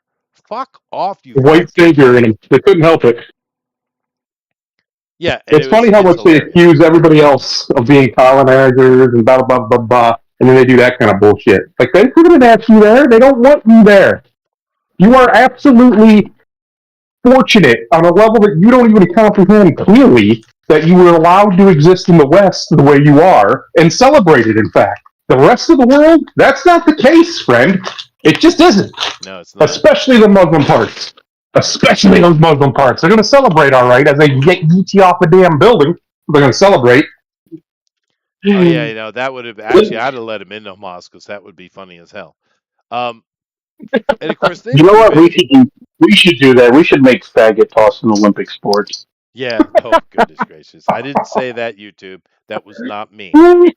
That was the other guy. But the funny thing is, I've noticed. You know how I am about language, right? And Yeah. Mm-hmm. um, I've noticed because people are always abusing language. They abuse the hell out of it, right? And you Right. get this argument between the word colonize and the word settle, right? Well, no, they're not Mm-hmm. colonizing. They were settlers. There's a difference. No, the colonizing is this. They weren't colonizers. They were settlers. Both sides do this. Both sides, right? Now, Yep. let me help you out because these words mean exactly the same thing. That's right. Goodness gracious. But you know what I It's mean. You've almost as heard it, bad as right? it's almost as bad as idiot, moron, and retard. How they get some people. There's still some people who do get all in their feelings about retard, and I just say you people are just you're retarded. You don't know the meaning of that word. You don't know the history of the meaning of that word. The fact that you'll sit there and let somebody call somebody an idiot, a moron, and stupid all day long, you don't get offended one little bit. But if somebody says retard, you lose your shit. It's because you're a retard. You're a brainwashed idiot who doesn't understand how words work, and there's not really much you can do for those sort of people. They are so far gone down the rabbit hole. You'd need an excavator to dig them out. Yeah. They're just gone. There's no bringing them back. It's wild to me. These are the type of people who do exactly what you said. They show up on a gay cruise to a Muslim country and act like they're going to be invited. Oh, you're going to get invited, all right. Invited to die. That's what you're going to get invited to do. Right. It's just a level of narcissistic delusion beyond anything. It's because leftists don't actually use words. I actually am of the opinion, Chester, that humanity's superpower is language. That's the thing we really have over the rest of the animal kingdom. And leftists don't actually use that. They use an approximation of it because words mean whatever they need them to mean at the current moment so they can get more power. Yeah. So they can feel good, have power, blah, blah, blah, blah. They don't actually care about the definition or the definitional use or the function of a word as long as it will get them power. I just saw a chart earlier. It's funny we're talking about this. The word racism didn't exist in the English lexicon of any note until just after World War II. Now that's interesting to me.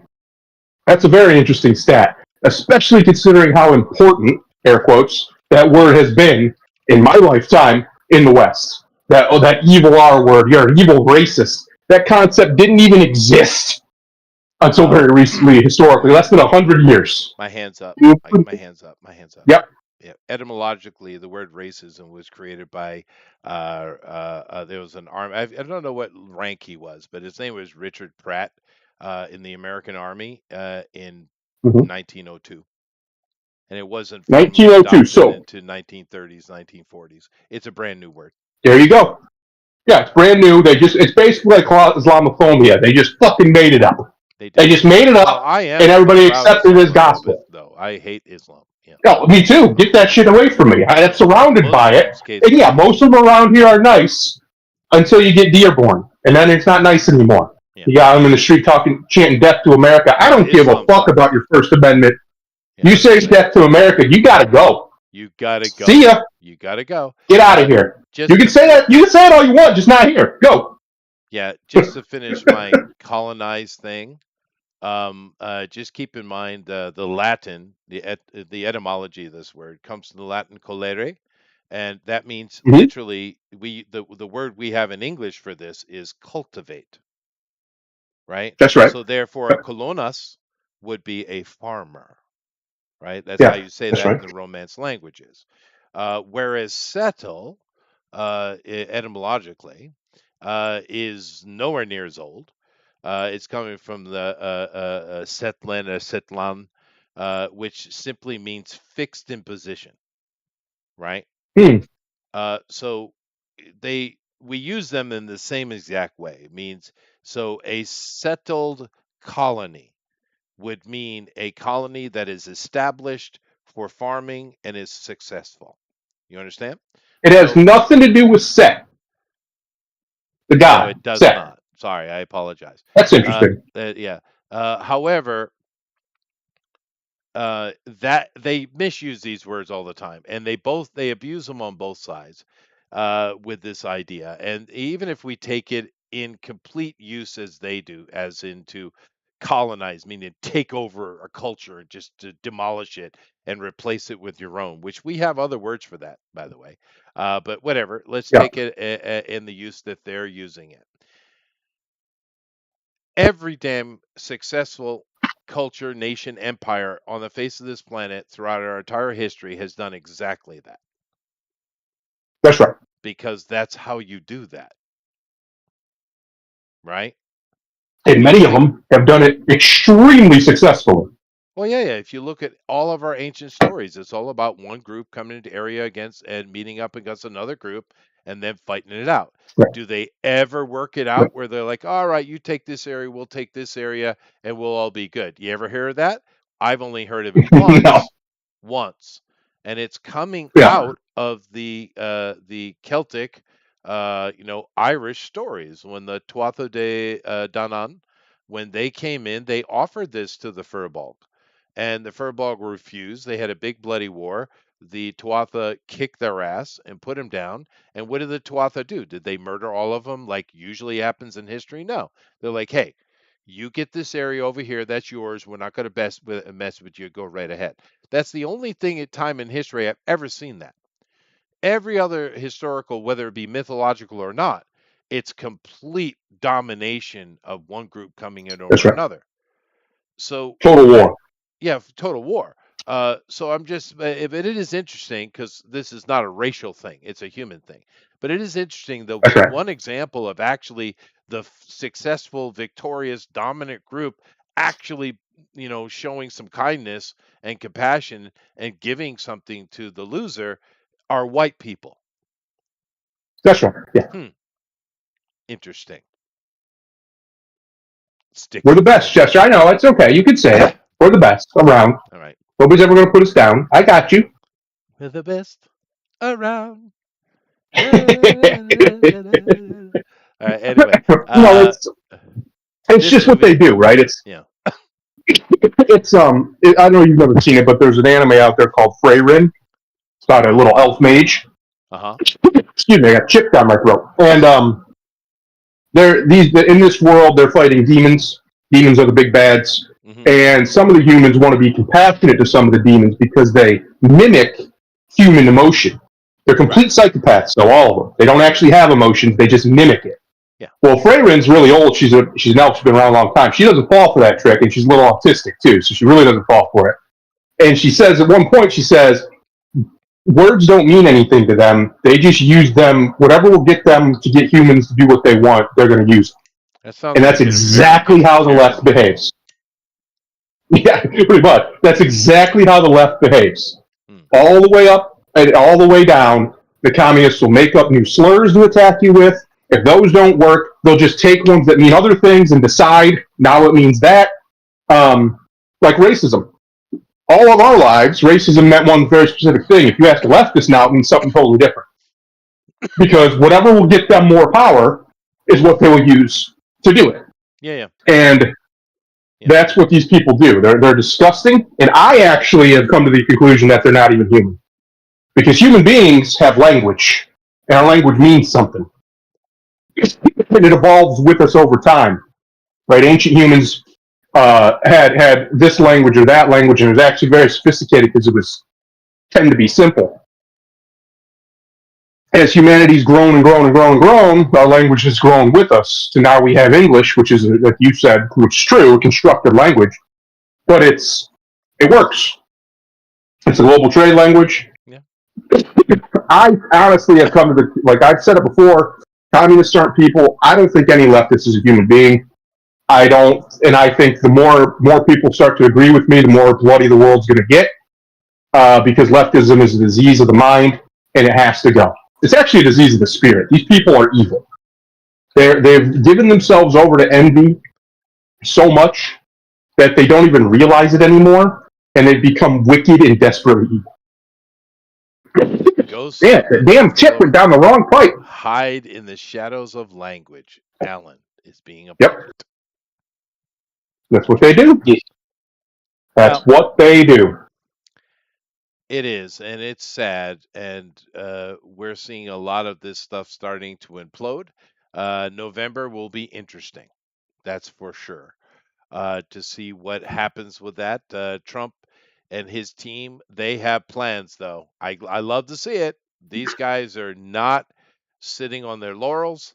They are constantly working it, right?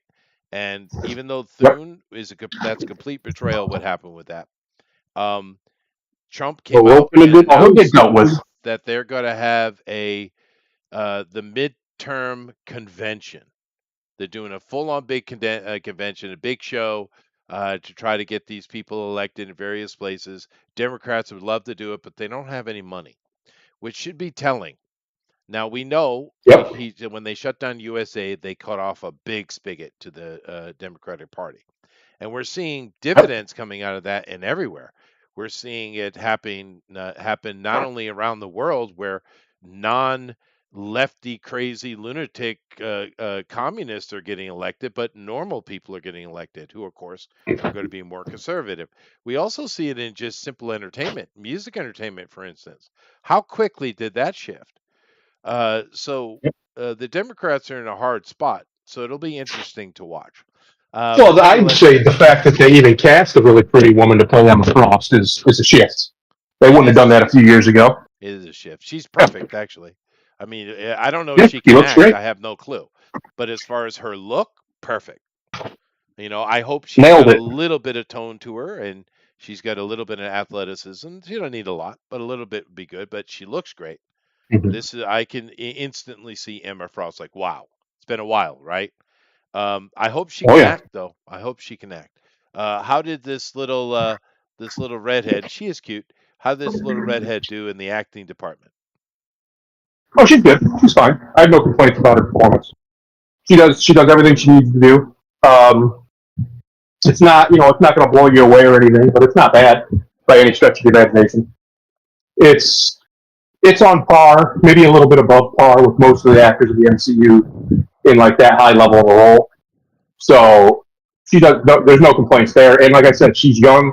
The first outing with this and in that major of a production, she was coming into a environment where everybody knows each other. Like these guys are making movies for a decade now together or longer. So that all that stuff matters, right? Especially Yeah, for a young actor, it matters. And so she, by all accounts that I've heard, she rose to the occasion, and then her performance was really good. There was never a point where I didn't believe the things she was saying, that she believed them, right? Which is the kind of the well, point. acting. If I can look at it and tell you're kayfabing me, then I'm not going to believe you. But that never happened. So I do have one problem with her. I mean, she looks fine, and you said her acting is fine. The problem I had because I looked at a bunch of pictures. I chose this one because it looks the most, Jean Grey. But yeah, in her other pictures, there's a big look at the difference between this Sadie girl and this Samara. Look at their eyes. yeah. This Samara girl, I mean, in this scene, there's clearly some emotion going on, but her eyes are alive, right? This Sadie Sink girl, her eyes are dead, dude. Dead, dead. Now, that might just be her age, though. She's too Right. young to Could understand be. acting is through the eyes. Maybe it could be that, but that is that distinct problem. Did she have a problem with that in the movie? Did her eyes speak at all? No. Um. Yes, especially the last real scene with her and Peter, for sure. Now it's funny you said something about them not having much of a relationship or any relationship in the comics. That might change in this. We'll see. Again, this movie is definitely a bridge movie. It's designed to bring people back to Peter and bring Peter back to Spider-Man and bring get all that back together and get it going again so they can start pumping out the rest of his movies. Because I don't think Tom has that many more movies left. Now he can extend that, of course, but uh, and he's been talking about that he kind of wants to stop being Spider-Man, Well, and that's which all I he's don't ever going to understand do. why actors.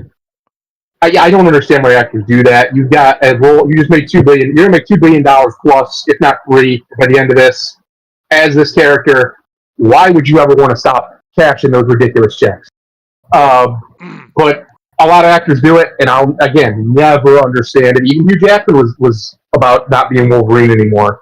Well, the money came around again, and lo and behold. But um, yeah, but it's that's a different case. Hugh is just too old, and he knows it. Whereas that Tom too. That could doesn't help. play Yeah. Peter Parker for the next decade easy, Oh, he's easy. probably going to. I wouldn't be surprised if you don't see him around for the next decade. And by all accounts, he's like the boss of his set, right? Like he's that guy now. He's tried and true. He's been doing this a long time. He's a veteran, even though he's young. He's He's been done a doing it lot for of so movies. long. He has, yeah. Yeah. So, and he's one of those guys who, kind of like Tom Cruise. If he says no, that's the answer. He's got that much stroke right now, and Disney has to give him that much stroke, especially now, right? Disney and Sony. He just made them all kinds of money. So I wouldn't be surprised if you don't, because he wants to direct. He's directed some stuff, I guess. He wants to. He actually has been saying for years he'd much rather be behind the camera in a creative role than as an actor. Hmm. He's always just that's always been what he really wants to do. So I wouldn't be surprised. He even talked. Somebody even asked him. I saw in an interview if he would direct an MCU movie, and his wife was like, "Absolutely, he would." Like they were in the same interview together. Absolutely, he would. He'd be great at it. And he was like, "I don't know. I don't know." Blah, blah, blah, blah. Like he was trying to be humble, and she's like, "No, no, no. You're gonna do it. You're Just doing it now." remember, this is Tom Holland. Just remember. I'm aware who he is, Chester, but you can get into Hollywood at that level unless you put on the clothes. You know that. You have to do it. Everybody who's ever gotten to this level in the last 50 years has at some point or another denigrated themselves like this. Yeah, they always do. And just keep in mind, Zendaya said it's when she saw him do this routine, that's when I knew I was going to marry him. Wow. Listen, Wow. she's a Disney girl, all right? The fact that she got a somewhat normal guy is a benefit. That's all I'll say. Normal. I don't know that he's normal. Oh, come on. Plenty of dudes have done drag shows and been normal.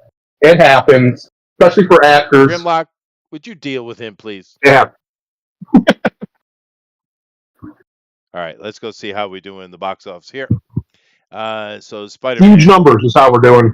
yeah, Huge. wow, that's 800 million in pocket. That is absolutely 3 weeks. 100% paid off. That movie is in the black big time. That's probably 300 Yeah. million dollars in the black, dude. Maybe four. Wow, Yeah. holy And you shit. know what, Chester? You know how we've been bitching about the special effects for a long time in Marvel? They've been really falling off. Yeah. This movie's special effects are great from beginning to end. Great. I have no complaints Well, they can about do it that in the department. video game. So what's the problem, right? I don't know. I don't know, but they nailed it here. And there was you said earlier, a lot of people have said this is like two movies in one, and I get where they're coming from with that. Some people have said that part of it never gets like it's not even a spoiler. It's in the trailer that he's mutating, that his powers like man spidering out. Yeah. That doesn't actually happen. He doesn't go full man spider. Just spoilers, but his power is changing. He's becoming more organic Spider-Man, like Toby, for various reasons, which are explained. That does absolutely get sorted by the end of the movie. Somebody, I think it was Drinker, Critical Drinker said that they just kind of abandoned that. That's not true. I don't know why he said that because that's just not true. He sorts that out by the end of the movie, by the end of the final fight. So I don't know where that came from. So there's a lot of like misconception out there too, where people have taken glommed onto certain things that the movie I watched didn't have that in there. So I don't know what they're talking about. Yeah, well, So just I that way. don't know. I haven't seen it. I will say Tobey Maguire because Alan says he saw that they did a lot of practical effects for the movie. However, Yeah, I will say about Tom Holland is he actually is really good at doing athletic stuff. I He think that's is not probably why he wants to afraid. stop doing Spider-Man. Yeah, Huh? because it's hard. It's. I think that's one of the reasons he wants to back off Spider-Man because it's hard on him physically. Yeah, Right? go talk to It's a Jackie lot of Chan physical and work. then come back to me. All right? As long as the checks keep clear, I think he's going to keep doing it. Uh, there's no reason not to. But I mean, his wife is also, whether you like her or not, a I big don't. star, and she makes a lot of money. So it's not like they need the money as long as they stay married. They've been together their whole lives, basically. True. I genuinely don't see how she's a draw. Maybe she's not. He does drag. Maybe she's the what's the word you guys used? Maybe she's the top. If she is, they're doing a Well, I real good mean, job Maybe hiding it because she's Michael Obama in it. when you see those two together outside of a script, it's pretty clear who's the top of that relationship. Yeah, no. I'm It just looks like picking. top. I'm just playing because this girl hasn't made any noise really. Tom has made more noise than her. I Yep. don't. I don't have anything against the girl herself. I don't know her.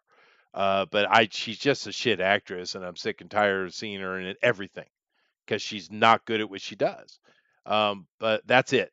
As far as a person, I don't I, know her. She I'm seems gonna be fun. honest. I think she's doing exactly what they asked her to do because I have yet to see a director ask her to do anything other than fucking scowl in a movie. Yeah, Yep. well, that's all she does. Just this kind of squinty face thing. Yeah, just walk around and look perpetually disappointed.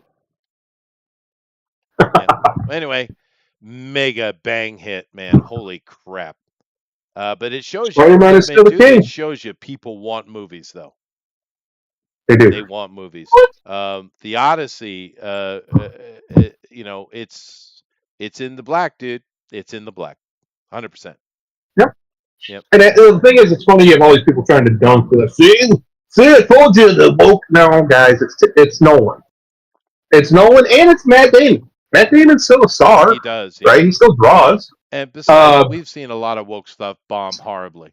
We've seen a lot of it. So, Horrifically, with yeah. big money behind it and big names attached to it, and it still just crashed and Yeah. burned. So it's got nothing to do with that. Yeah. Makes sense. All I will say is to the people who actually defend the Odyssey, don't say shit about AI because you'll defend slop like that. Because that movie, for all intents and purposes, is fucking slop. It's not even good slop.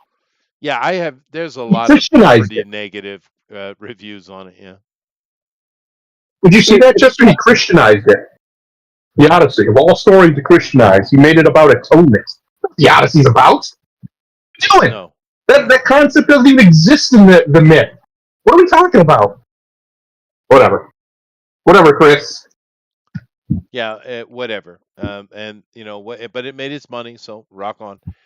One night only. Okay, not a lot of movie, a lot of theaters though. Two New Yorkers search for love on the one night of the year when premarital sex is legal. Huh? What? Is this the porn version of The Purge? The That's right. fuck, That's dude. that's the porch. What that is. The pornge. Oh God, you said that. Super Troopers 3 did nothing, and Yep. it was a fair amount of theaters. Oh no, this is hold on a second. This is Searchlight. Is this an Indian version of Super Troopers? No, the Indian dude was always in there. Oh, that guy. Oh, that guy. Yeah, it did not do well. People are not interested in Super Troopers 3. Well, I mean, Super Troopers. That's a very niche movie. Yeah, it Yes, it is. is. That that's not especially, and this is the worst time for it to come out. I'm assuming that's going to make its money on streaming Maybe. Wow, because Moana this was bombed the. hard, dude. Holy I'm just crap. saying, if you look at it, look at the time they chose to release that kind of movie, especially with Spider-Man doing the numbers that it did. You Yeah. know, good as fucking well, nobody's going to see any other movie. Oh yeah, no, bad. It's bad time. Get out of the way of that for sure. Let's see here. Ice Cream Man. This is from Krieger. So let's see how this did. Woof. Not a lot of theaters. I mean, a lot of theaters, but but this is Krieger. But once again, you should not have gone up against Spider-Man. That's right. Hell no! If I was a smaller movie, I'd have been like, hey man, can we put this out in September? I don't want no part of this. I want a shot to fucking make some money here. Yeah, no, and a lot of movies came out this weekend. Oddly enough. Uh, so this is some kind of documentary about Anthony Bourdain. Oh Oh God. God. I'll never understand what these theaters, or I'm sorry, these studios are thinking, or the distributors, whoever makes the decision on when to release, why you would even get near Spider-Man. Yeah, it This should, is. nothing else should have came out because everybody Or the knew, Odyssey but we for all that knew it matter, was going or to make Toy money. Story. Yeah, we knew. I think the conservative estimates for Spider-Man was 700 million. So everybody knew this was going to be a big hit. Nobody was going to be this big, but still. Um, so I don't know what you're doing. Like, what do you think you're going to sneak one in and I'm going to take Spider-Man down? No, you're not. You're just not. Stop it. That's stupid. That'd Yeah. be like that's like in back when Force Awakens come out, putting a movie out against that. What are you doing? That's Are right. you retarded? This from Roadside here shouldn't have come out this weekend, but this is kind of a typical girl chick movie, I think. Cookie Queens, a bunch of Girl Scouts who are out. They're tenacious girls trying to be the top sellers, and of course, innocence and ambition collide. This is a perfect chick flick right here,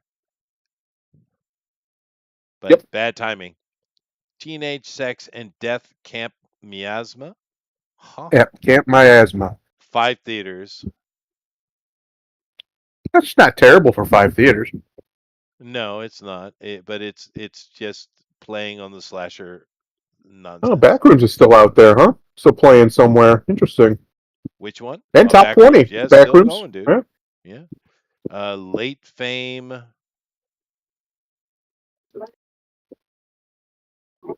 or whatever. Some niche crap. Niche. Sorry. Namaste. So Young Love movie. Okay, fine. And Namaste. Oh, 2 theaters, not a lot of money. Reimagining Masala Cinema. Namaste is a pyroclastic. Oh, wow, all right. Gene smashing horror satire that eviscerates the appropriation of yoga in the West, proving culture is the blood that keeps the dead alive. All right, so That you was made like a we movie should that, come out in the Portland. fuck you Westerners doing yoga. We're gonna have a horror movie that murders you. Huh? Bet you it was made by white kids in Portland. Not a single Probably. Indian was used They don't in the even show making of me this. the distributor here, dude. But only 2 theaters, but it's mocking Western people. And, you know, yoga is ancient. I mean, we're talking thousands Yeah. and, thousands and thousands of years ancient. However, it is a way for you to stretch because, if you go talk to a physician, right? A good one, Mhm. they will tell you that going out and running every day actually isn't really good for your body, That's especially right. as you get older. One, Kills your uh, joints. it's not Cartilage. good for it.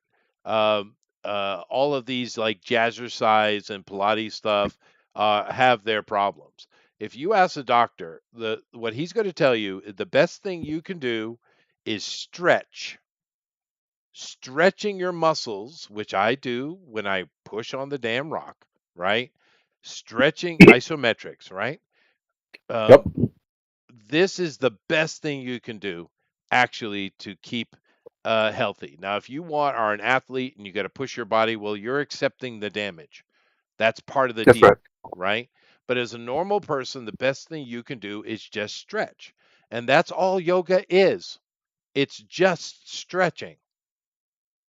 And it's just a set system. It's very easy for someone to learn it and then turn around and make a business out of it, right? Um, Right. so for you to get upset thinking that they stole your culture, and let's be fair, yoga is older than your culture, right? Which you call your Yep. modern Indian culture. But for you to be like that, instead of appreciative that people know something about you and enjoy it, that's the thing that kills me with these people and this idea of appropriation. People are enjoying your thing, loving on your thing, and you're going to get angry. What the Yeah. hell's wrong with you, man? No, it's stupid. Isometrics is really good. Yeah, I One of don't the things like you it. can do. One of the things you can do. You don't even have to necessarily move that much. You can literally take your, if you want to do like your upper body and your, well, you can do your whole body, but definitely like your shoulders and arms. You can take your hands, put them together in front of you, pull them apart, and then imagine you're holding like a medicine ball. You don't actually Yeah. have to hold one. Just imagine it there and try to push it together without moving your hands. Yep. And just keep doing it as hard as you can. You'll get your heart rate through the roof standing still. Yep. Just that. Yep. And it's I so good for you. It is. Isometrics are great. I spend these days I focus on my legs a lot more Yeah. than I used to because as you get older, I walk a lot, so I have to focus on that. Right. But yeah, but that I mentioned all of that just to say how stupid it is to hate on people who are actually enjoying yoga or any other thing from any other culture. It's just so ridiculous, especially the fact that everything we have was shared anyway. We're always sharing everything. It's like I had mentioned last week or the week before. I see so many black people getting on about how they own barbecue. Barbecue is a black people's invention. It's a black people thing. What white people are stupid. Their barbecue sucks. It's like, dude, barbecue is an American thing, and there are lots of different color people involved in that, buddy. A lot. That's, you have to just ignore niggers. You do, but you know what I mean. It's just stupid. I mean, even Chinese barbecue, which is very American, by the way, right? You go get your barbecue spare ribs. That's you can't. You're not going to find that in China. That doesn't exist. That's an American thing, and it's banging, banging. Plum sauce barbecue, right? But But the only good thing you can do with a dude, plum. well, dude, you got some. There's some Jews up in because East Coast isn't really known for its barbecue, right? Right. New England. But there's some Jew barbecue up in the East that's pretty banging, dude. Right? Now, I'm seriously, not doing it. I'm not making the joke. You set me up, but I'm not doing it on that's YouTube. fine. That's I'm not fine. gonna do it. That's fine. But the Jew get into the oven himself to make sure the meat cooks. That's right. They do. They do. That's right. Thank you. Thank you, Grimlock. You set it right up, is That's what my he boy did. right there. He know. But they do though. In all honesty. But I hate that. It's just stop with the appropriation crap, man. Knock it off. Hey, There's I no gotta go to such work, thing. guys. So Grimlock, you He's got got a to go to work. final word, please. Um, there's a rumor that a certain furry blue elf is going to be appearing in Marvel Rivals, and I'm here for it. Uh, Beast. A Catholic furry blue elf Oh, demon. really? Ooh. They're bringing in Nightcrawler. That's interesting. I'm surprised he wouldn't be already there. The rumor is next season it's going to be Gore the God Butcher and Nightcrawler. Sweet. Yeah, Nightcrawler's cool. The Banff boy, Mr. Sulfur Yes. himself. Cool. Thundera, take us out of here, man. I'm gonna do one of the oldies, but the goodies. You can follow this throughout your life. This is one of the. It's probably Stan Lee's greatest creation, actually. With great power comes great responsibility. That's right. Namaste. Later, everybody.